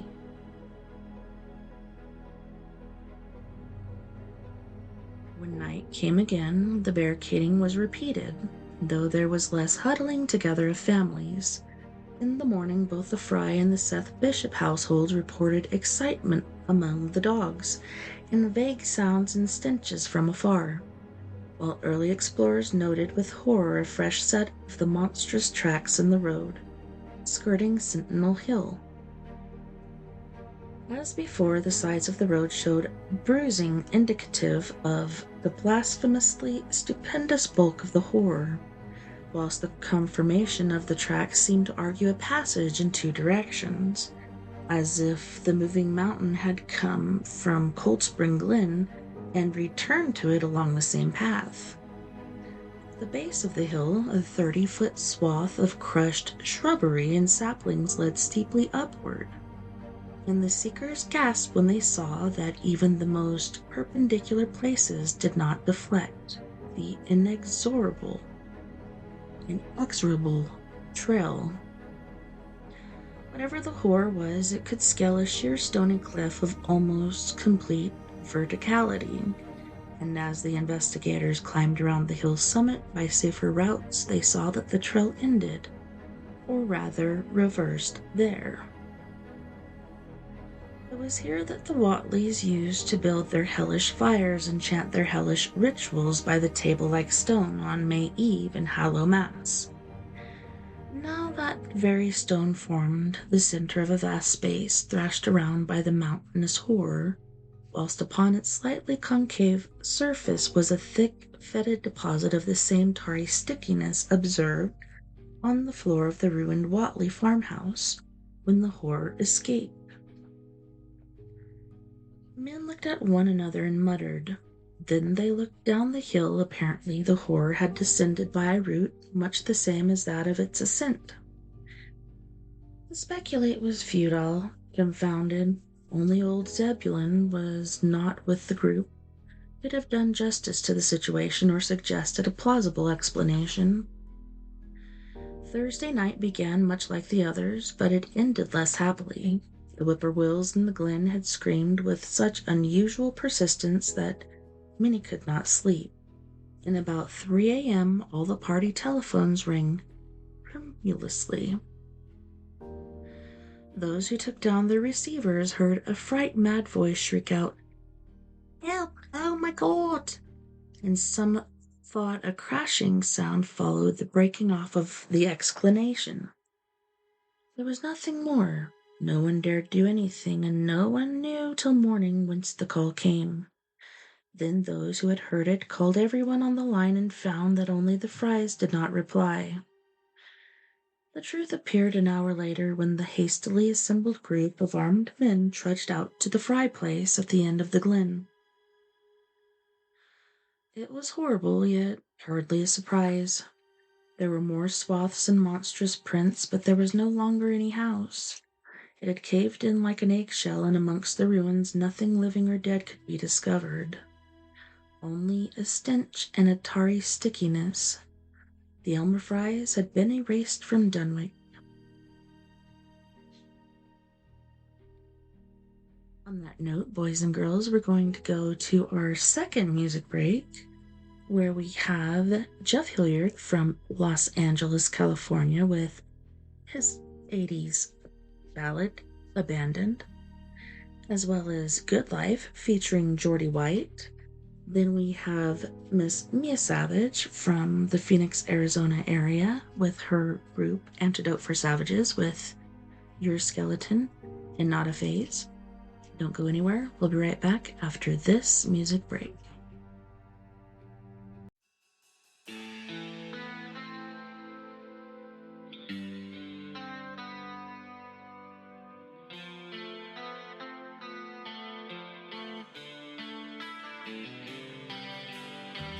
Left here alone, just a shadow of my erection on the wall.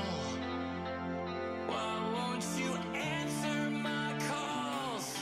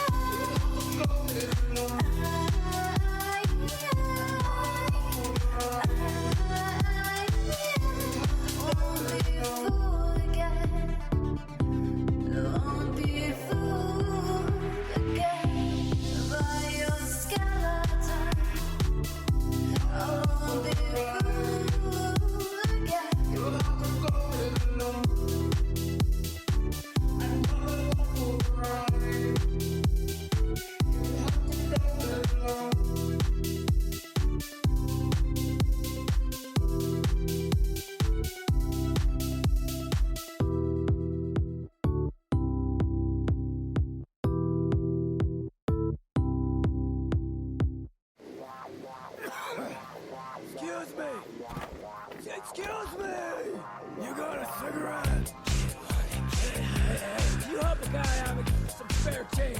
Anything will do, man. Oh, God bless you. Can I just get your change? I missed the bus. I got these 6 right down the... I'm not an animal! Moving like a steak knife. This is the good life. Dancing in the moonlight. I wanna be inside of you. We got plenty to do till the 1:45, and I know you wanna ride my Cadillac. Don't give me no flack, I'll put you flat on your back. Moving like a steak knife. That's right. This is the good life. Dancing in the moonlight. I'm a sexual phenomenon, and you know I'm a sexual phenomenon, and I know I'm a sexual phenomenon. We all know I'm a sexual phenomenon. Get money, get high. Don't care if I live or die. Get money, get high. Don't care if I live or die. Welcome to the classic world, the art gospel. Dance around these funky sets, jumping around in the ocean like you. I'm really cool because I have a train and a truck. No one's looking at you, no one's having you tell me what's wrong. Your God's not gonna save you. They're hiding behind the moon, watching your every move. This is the good life.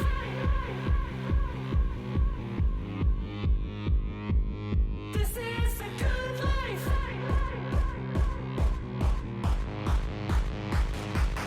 This is the good life.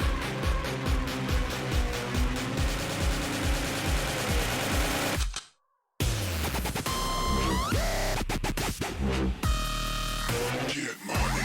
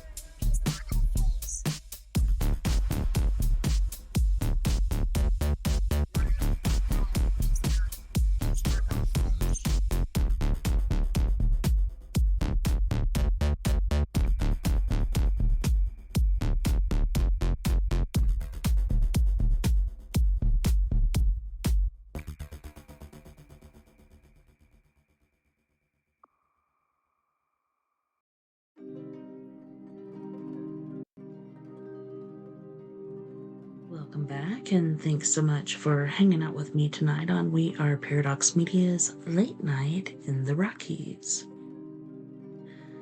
Alright, well, I think for the first time we're gonna start and end a book in one show.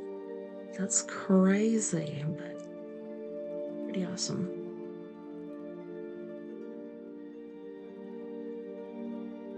We are reading the Dunwich Horror and are now on Chapter 8.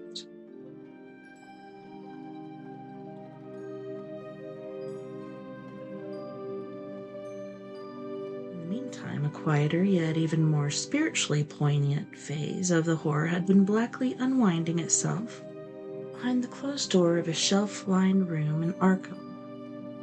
A curious manuscript record or diary of Wilbur Whatley, delivered at Miskatonic University for translation, caused much worry and bafflement among the experts in languages both ancient and modern.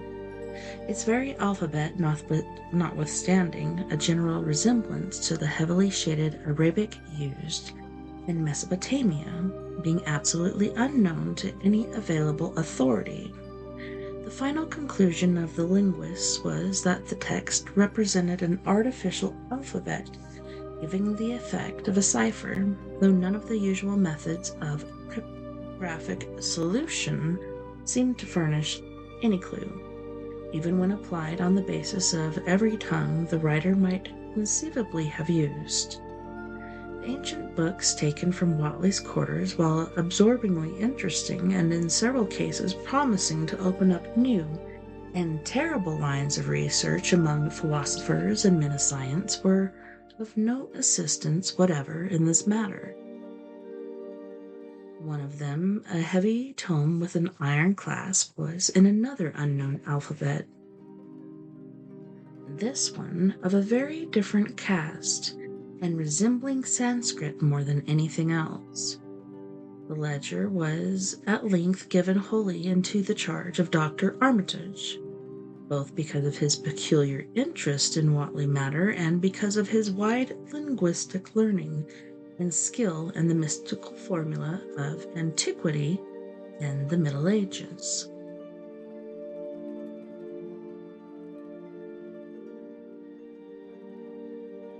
Armitage had an idea that the alphabet might be something esoterically used by certain forbidden cults, which have come down from old times and which have inherited many forms and traditions from the wizards of the Saracenic world.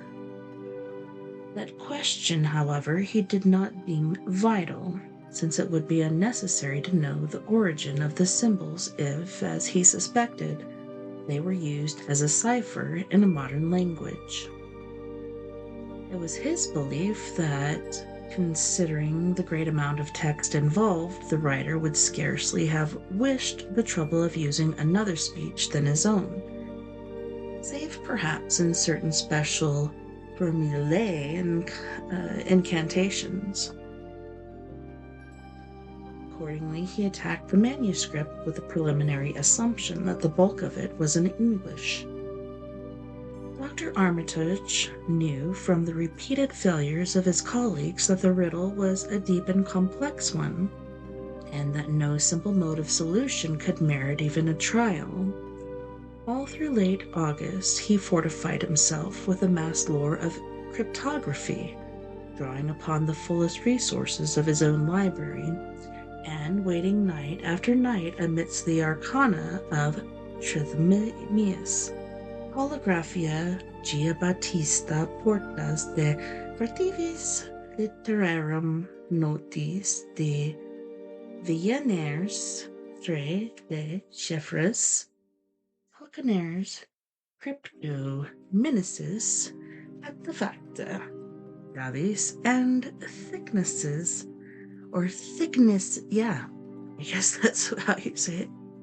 Thicknesses, 18th century treatises, and such fairly modern authorities as Blair, von Martin, and Kluber's Cryptographic. interspersed his study of the books with attacks on the manuscript itself, and in time became convinced that he had to deal with one of those subtlest and most ingenious of cryptograms, in which many separate lists of corresponding letters are arranged like the multiplication table and the message built up with arbitrary keywords known only to the initiated. The older authorities seemed rather more helpful than the newer ones, and Armitage concluded that the code of the manuscript was one of the great antiquity, no doubt handed down through a long line of mystical experimenters. Several times he seemed near daylight only to be set back by some unforeseen obstacle. Then as September approached, the clouds began to clear. Certain letters, as used in certain parts of the manuscript, emerged definitely and unmistakably, and it became obvious that the text was indeed in English. On the evening of September 2nd, the last major barrier gave way, and Dr. Armitage read for the first time the continuous passage of Wilbur Whately's Annals.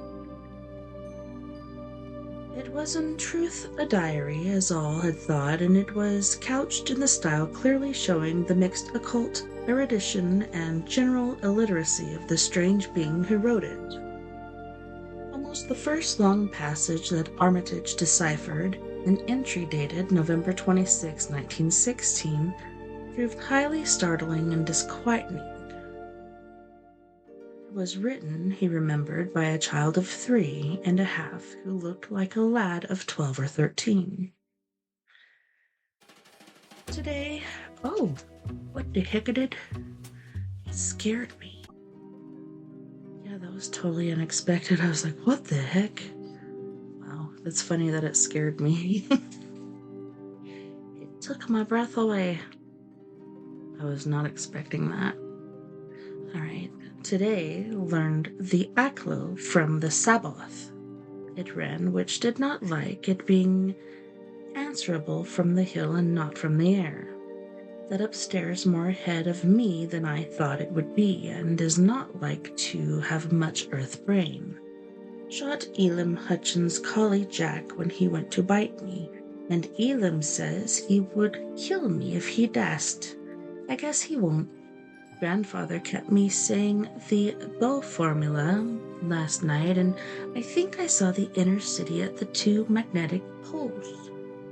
I shall go to those poles when the earth is cleared off, if I can't break through with the Bohna formula when I commit it.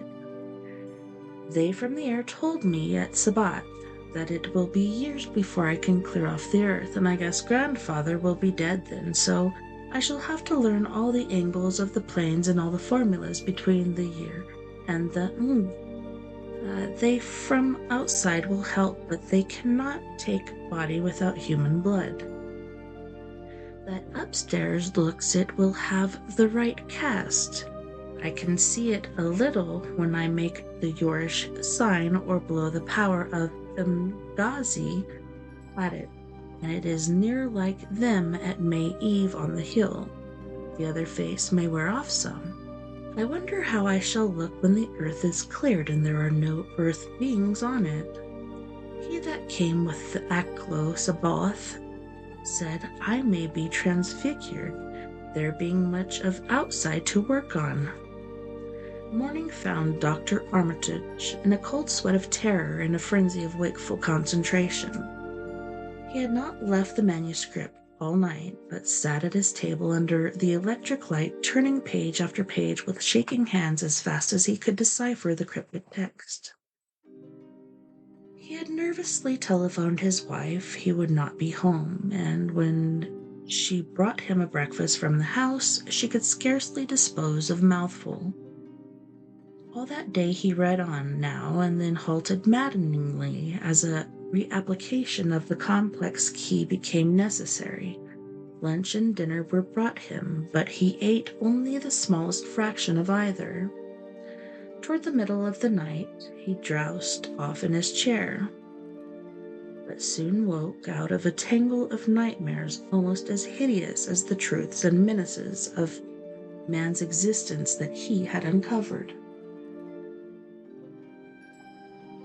morning of September 4th, Professor Rice and Dr. Morgan insisted on seeing him for a while, and departed trembling and ashen gray. That evening he went to bed, but slept only fitfully. Wednesday, the next day, he was back at the manuscript and began to take copious notes both from the current sections and from those he had already deciphered. In the small hours of that night he slept a little in an easy chair in his office, but was at the manuscript again before dawn. Some time before noon his physician, Dr. Hartwell, called to see him and insisted that he cease work.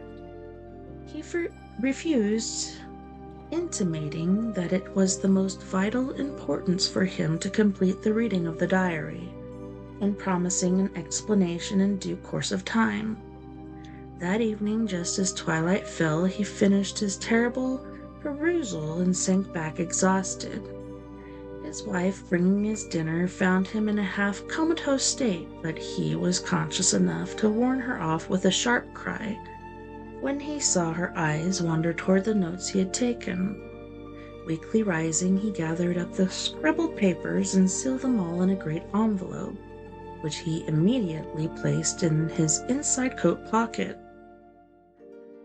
He had sufficient strength to get home, but was so clearly in need of medical aid that Dr. Hartwell was summoned at once. As the doctor put him to bed, he could only mutter over and over again, "But what in God's name can we do?" Dr. Armitage slept, but was partly delirious the next day. He made no explanations to Hartwell, but in his calmer moments spoke of the imperative need of a long conference with Rice and Morgan. His wilder wanderings were very startling indeed, including frantic appeals that something in a boarded-up farmhouse be destroyed, and fantastic references to some plan for the extirpation of the entire human race and all animal and vegetable life from the earth by some terrible elder race of beings from another dimension. He would shout that the world was in danger, since the elder things wished to strip it and drag it away from the solar system and cosmos of matter into some other plane or phase of entire or entity from which it had once fallen. Vigintillions of eons ago. At other times he would call for the dreaded Necronomicon and the Demonolatria of Remigius, in which he seemed hopeful of finding some formula to check the peril he conjured up. Stop them, he would shout. "Those Watleys meant to let them in, and the worst of all is left. Tell Rice and Morgan we must do something. It's a blind business, but I know how to make the powder. It hasn't been fed since the 2nd of August, when Wilbur came here to his death, and at that rate." But Armitage had a sound physique despite his 73 years, and slept off his disorder that night without developing any real fever. He woke late Friday, clearer of head, though sober, with a gnawing fear and tremendous sense of responsibility.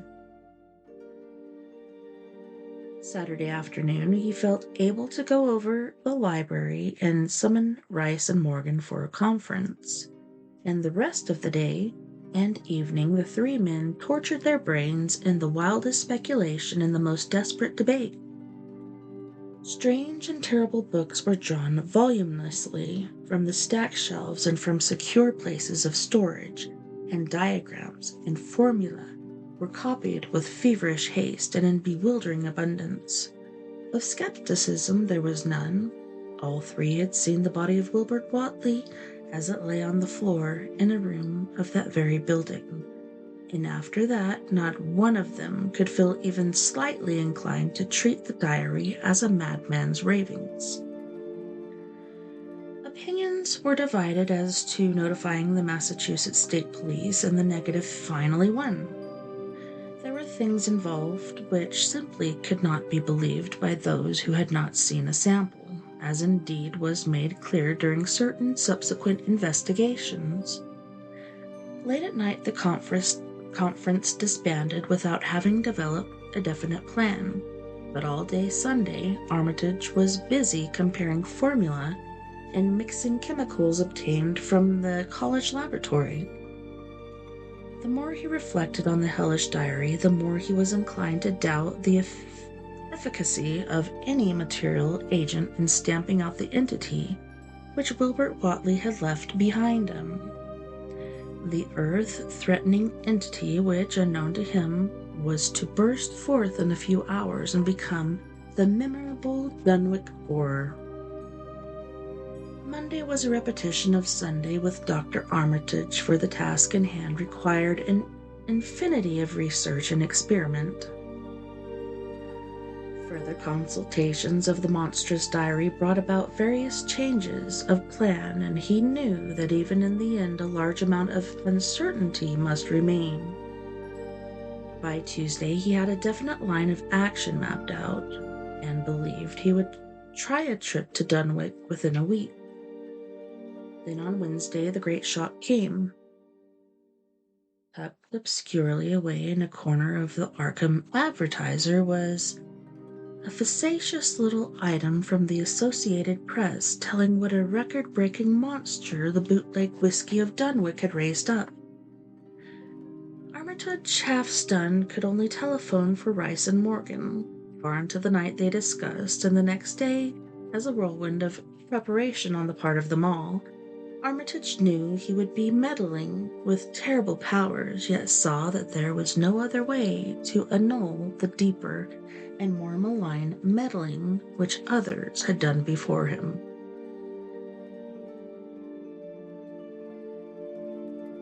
Chapter 9. Friday morning, Armitage, Rice, and Morgan set out by motor for Dunwich, arriving at the village about 1 in the afternoon.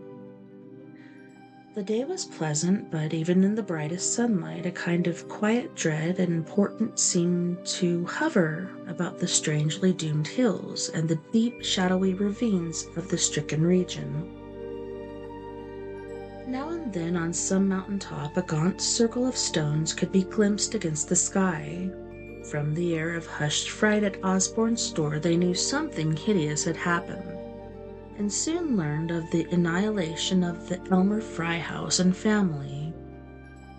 Throughout that afternoon they rode around Dunwich, questioning the natives concerning all that had occurred and seeing for themselves with rising pangs of horror the drear friar ruins with their lingering traces of the tarry stickiness, the blasphemous tracks in the Fry yard, the wounded Seth Bishop cattle, and the enormous swaths of disturbed vegetation in various places.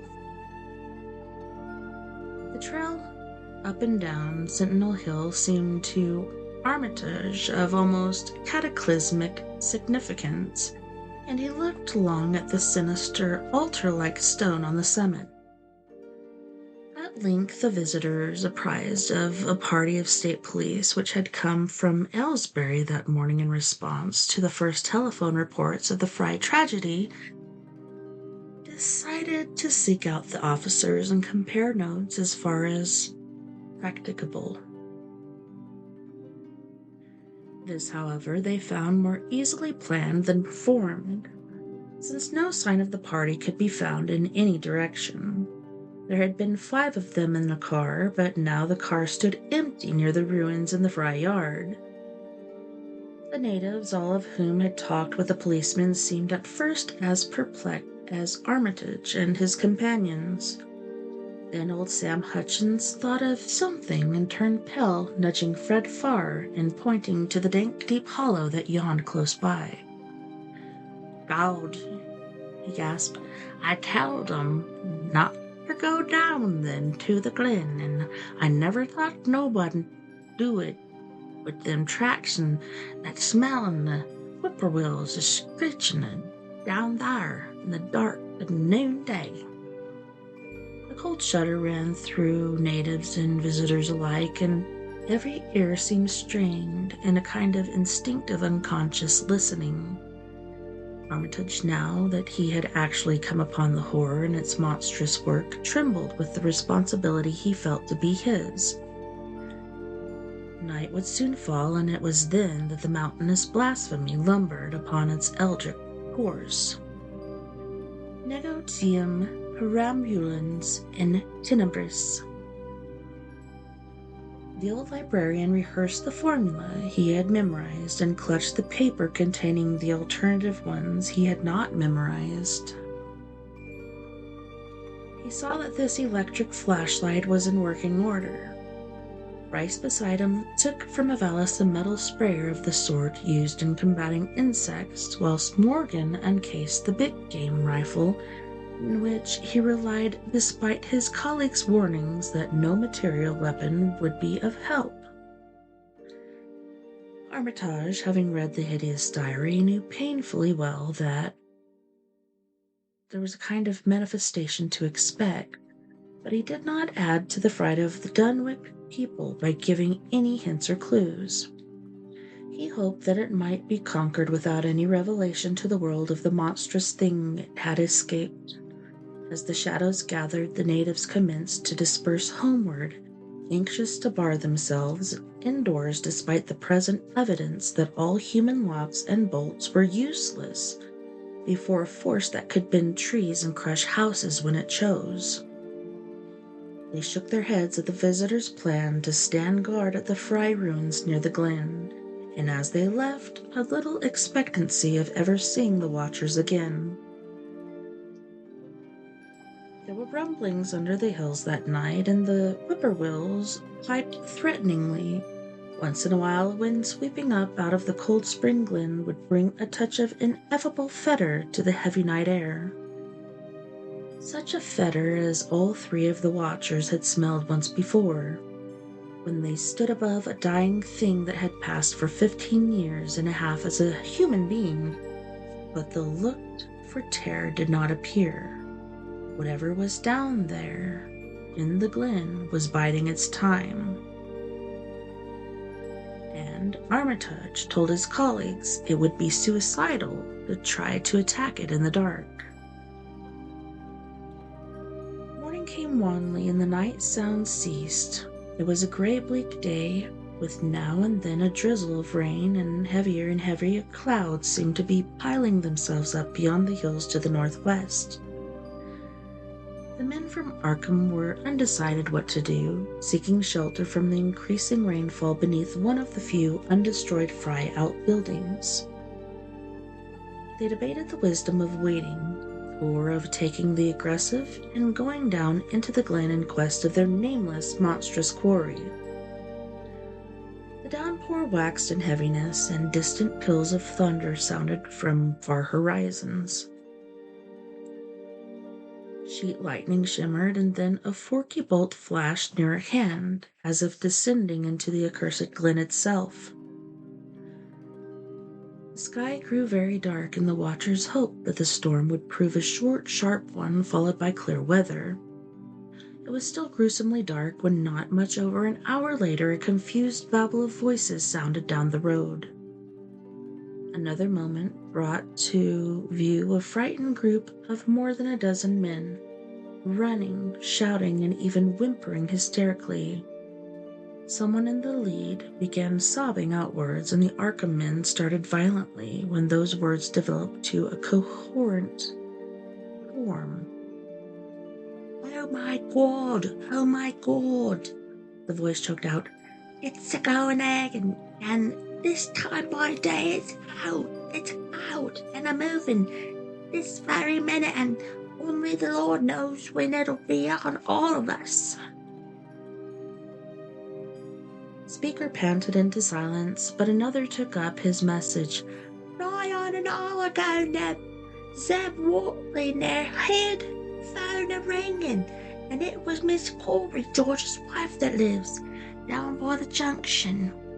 She says the hired boy Luther was out driving in the cows from the storm after the big bolt when he see all the trees a bending at the mouth of the glen opposite side to this, and smelt the same awful smell like he smelt when he found big tract last Monday morning.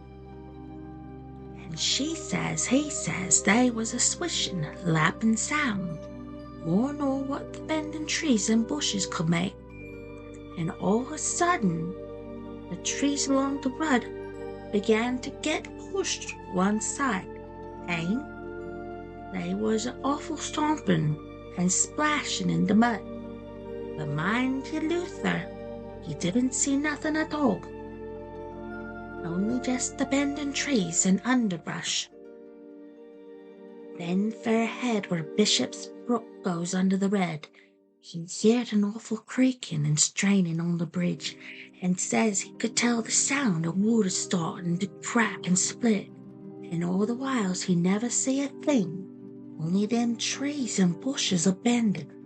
And when the swishing sound got very far off, on the red towards Wizard Watley's and Sentinel Hill, Luther he had the guts for step up where he'd heard it first and looked at the ground. It was all mud and water, and the sky was dark, and the rain was whipping out all the tracks about as fast as could be. But beginning at the glen mouth, where the trees had moved, there was still some of them awful prints, big as barrels, like he seen Monday. At this point, the first excited speaker interrupted. But that ain't the trouble now. That was only the start. Zeb here was calling folks up, and everybody was a-listening, and when a call from Seth Bishop's cut in, his housekeeper Sally was carrying a fit to kill. She'd just seen the trees abandoned beside the road, and says they was a kind of mushy sound, like elephant puffing and treading. Fearful smell, and says her boy Chansey was a-screaming as how it was just like what he smelt up at Watley Ruins Monday morning. And the dogs was all barking and whining awful. And then she let out a terrible yell and says the shed down the road, he just caved in like the storm he'd blown it over, only the wind wasn't strong enough to do that. Everybody was a-listening, and ye could hear lots of folks on the wire gasping. All to Aunt Sally she yelled again, and says the front yard picket fence he just crumpled up, though they wa'n't no sign of what done it. Then everybody on the line could hear Chansey and old Seth Bishop a-yelling, too, and Sally was shrieking that something heavy he'd struck the house. No lightning nor nothing, but something heavy again the front that kept a-launching itself again and again, though ye can't see nothing out the front windows. And then lines of affright deepened on every face, and Armitage, shaken as he was, had barely poise enough to prompt the speaker. And then Sally she yelled out, "Oh help, the house is a-caving in!" And on the wire we could hear what a terrible crashing, and the whole flock screaming, just like when Elmer Fry's place was took, only once. The man paused, and another of the crowd spoke. "That's all. Not a sound or squeak over the phone out of that.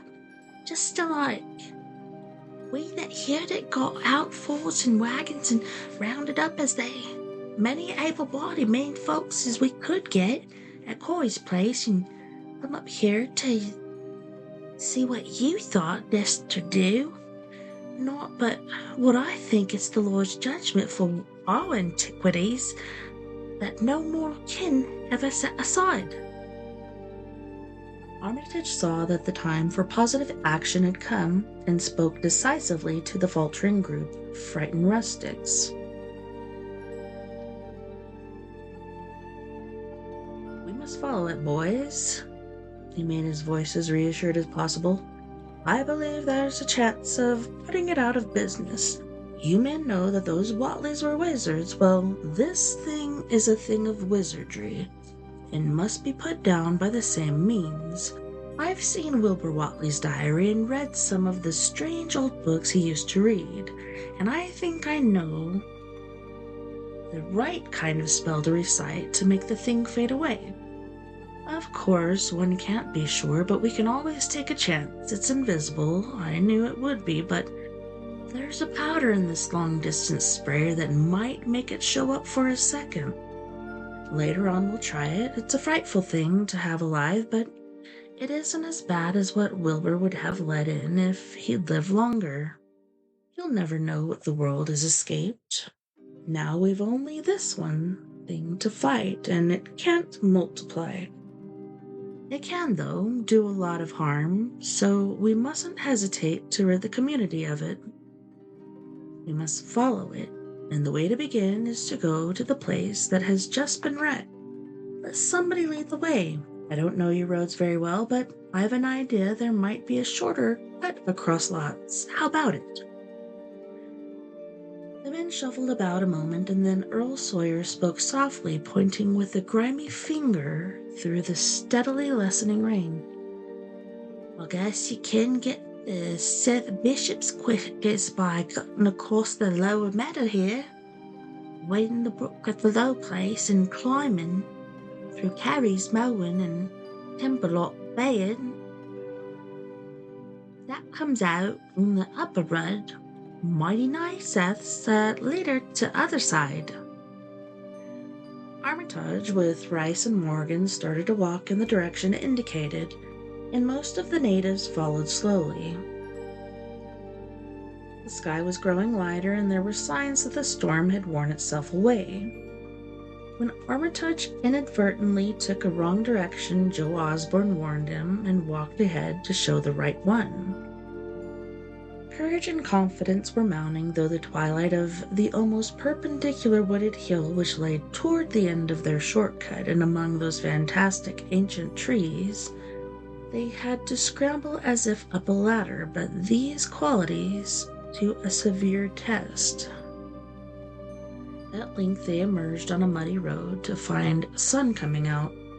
They were a little beyond the Seth Bishop place, but bent trees and hideously unmistakable tracks showed what had passed by.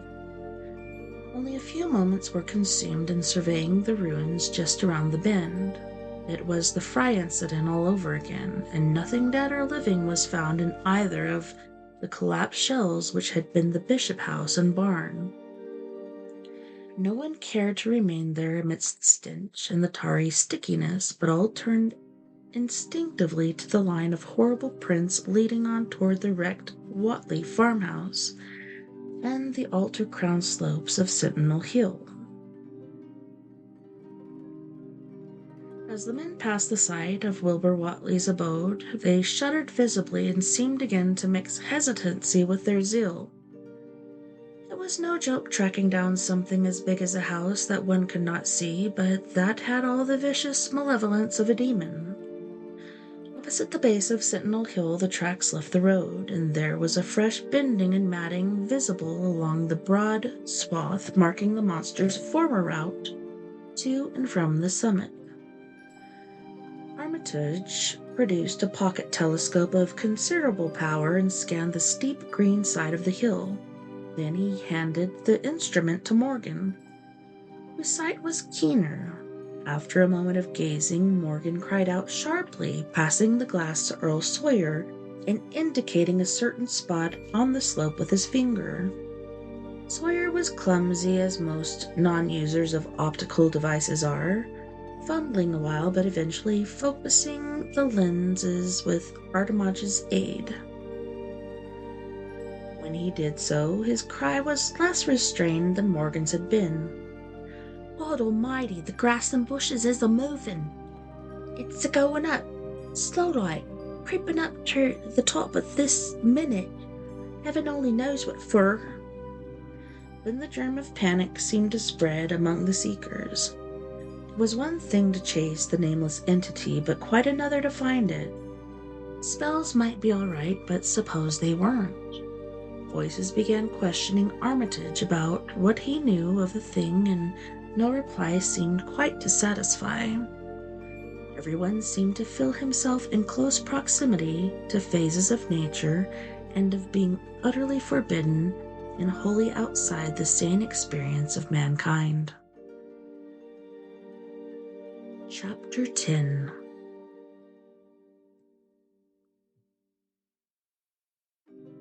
In the end, the men from Arkham, old, white-bearded Dr. Armitage, stocky iron-gray Professor Rice, and lean, youngish Dr. Morgan, ascended the mountain alone. After much patient instruction regarding its focusing and use, they left the telescope with the frightened group that remained in the road, and as they climbed they were watched closely by those among whom the glass was passed around. It was hard going, and Armitage had to be helped more than once. High above the toiling ground group, the great swath trembled as its hellish maker repassed with snail-like deliberateness. Then it was obvious that the pursuers were gaining. Curtis Watley of the undecaying branch was holding the telescope when the Arkham party detoured radically from the swath. He told the crowd that the men were evidently trying to get to a subordinate peak which overlooked the swath at a point considerably ahead of where the shrubbery was now bending. This indeed proved to be true, and the party were seen to gain the minor elevation only a short time after the invisible blasphemy had passed it. Then Wesley Corey had taken the glass, cried out that Armitage was adjusting the sprayer which Rice held, and that something must be about to happen. The crowd stirred uneasily, recalling that this sprayer was expected to give the unseen horror a moment of visibility. 2 or 3 men shut their eyes, but Curtis Watley snatched back the telescope and strained his vision to the utmost. He saw that Rice, from the party's point of vantage above and behind the entity, had an excellent chance of spreading the potent powder with marvelous effect.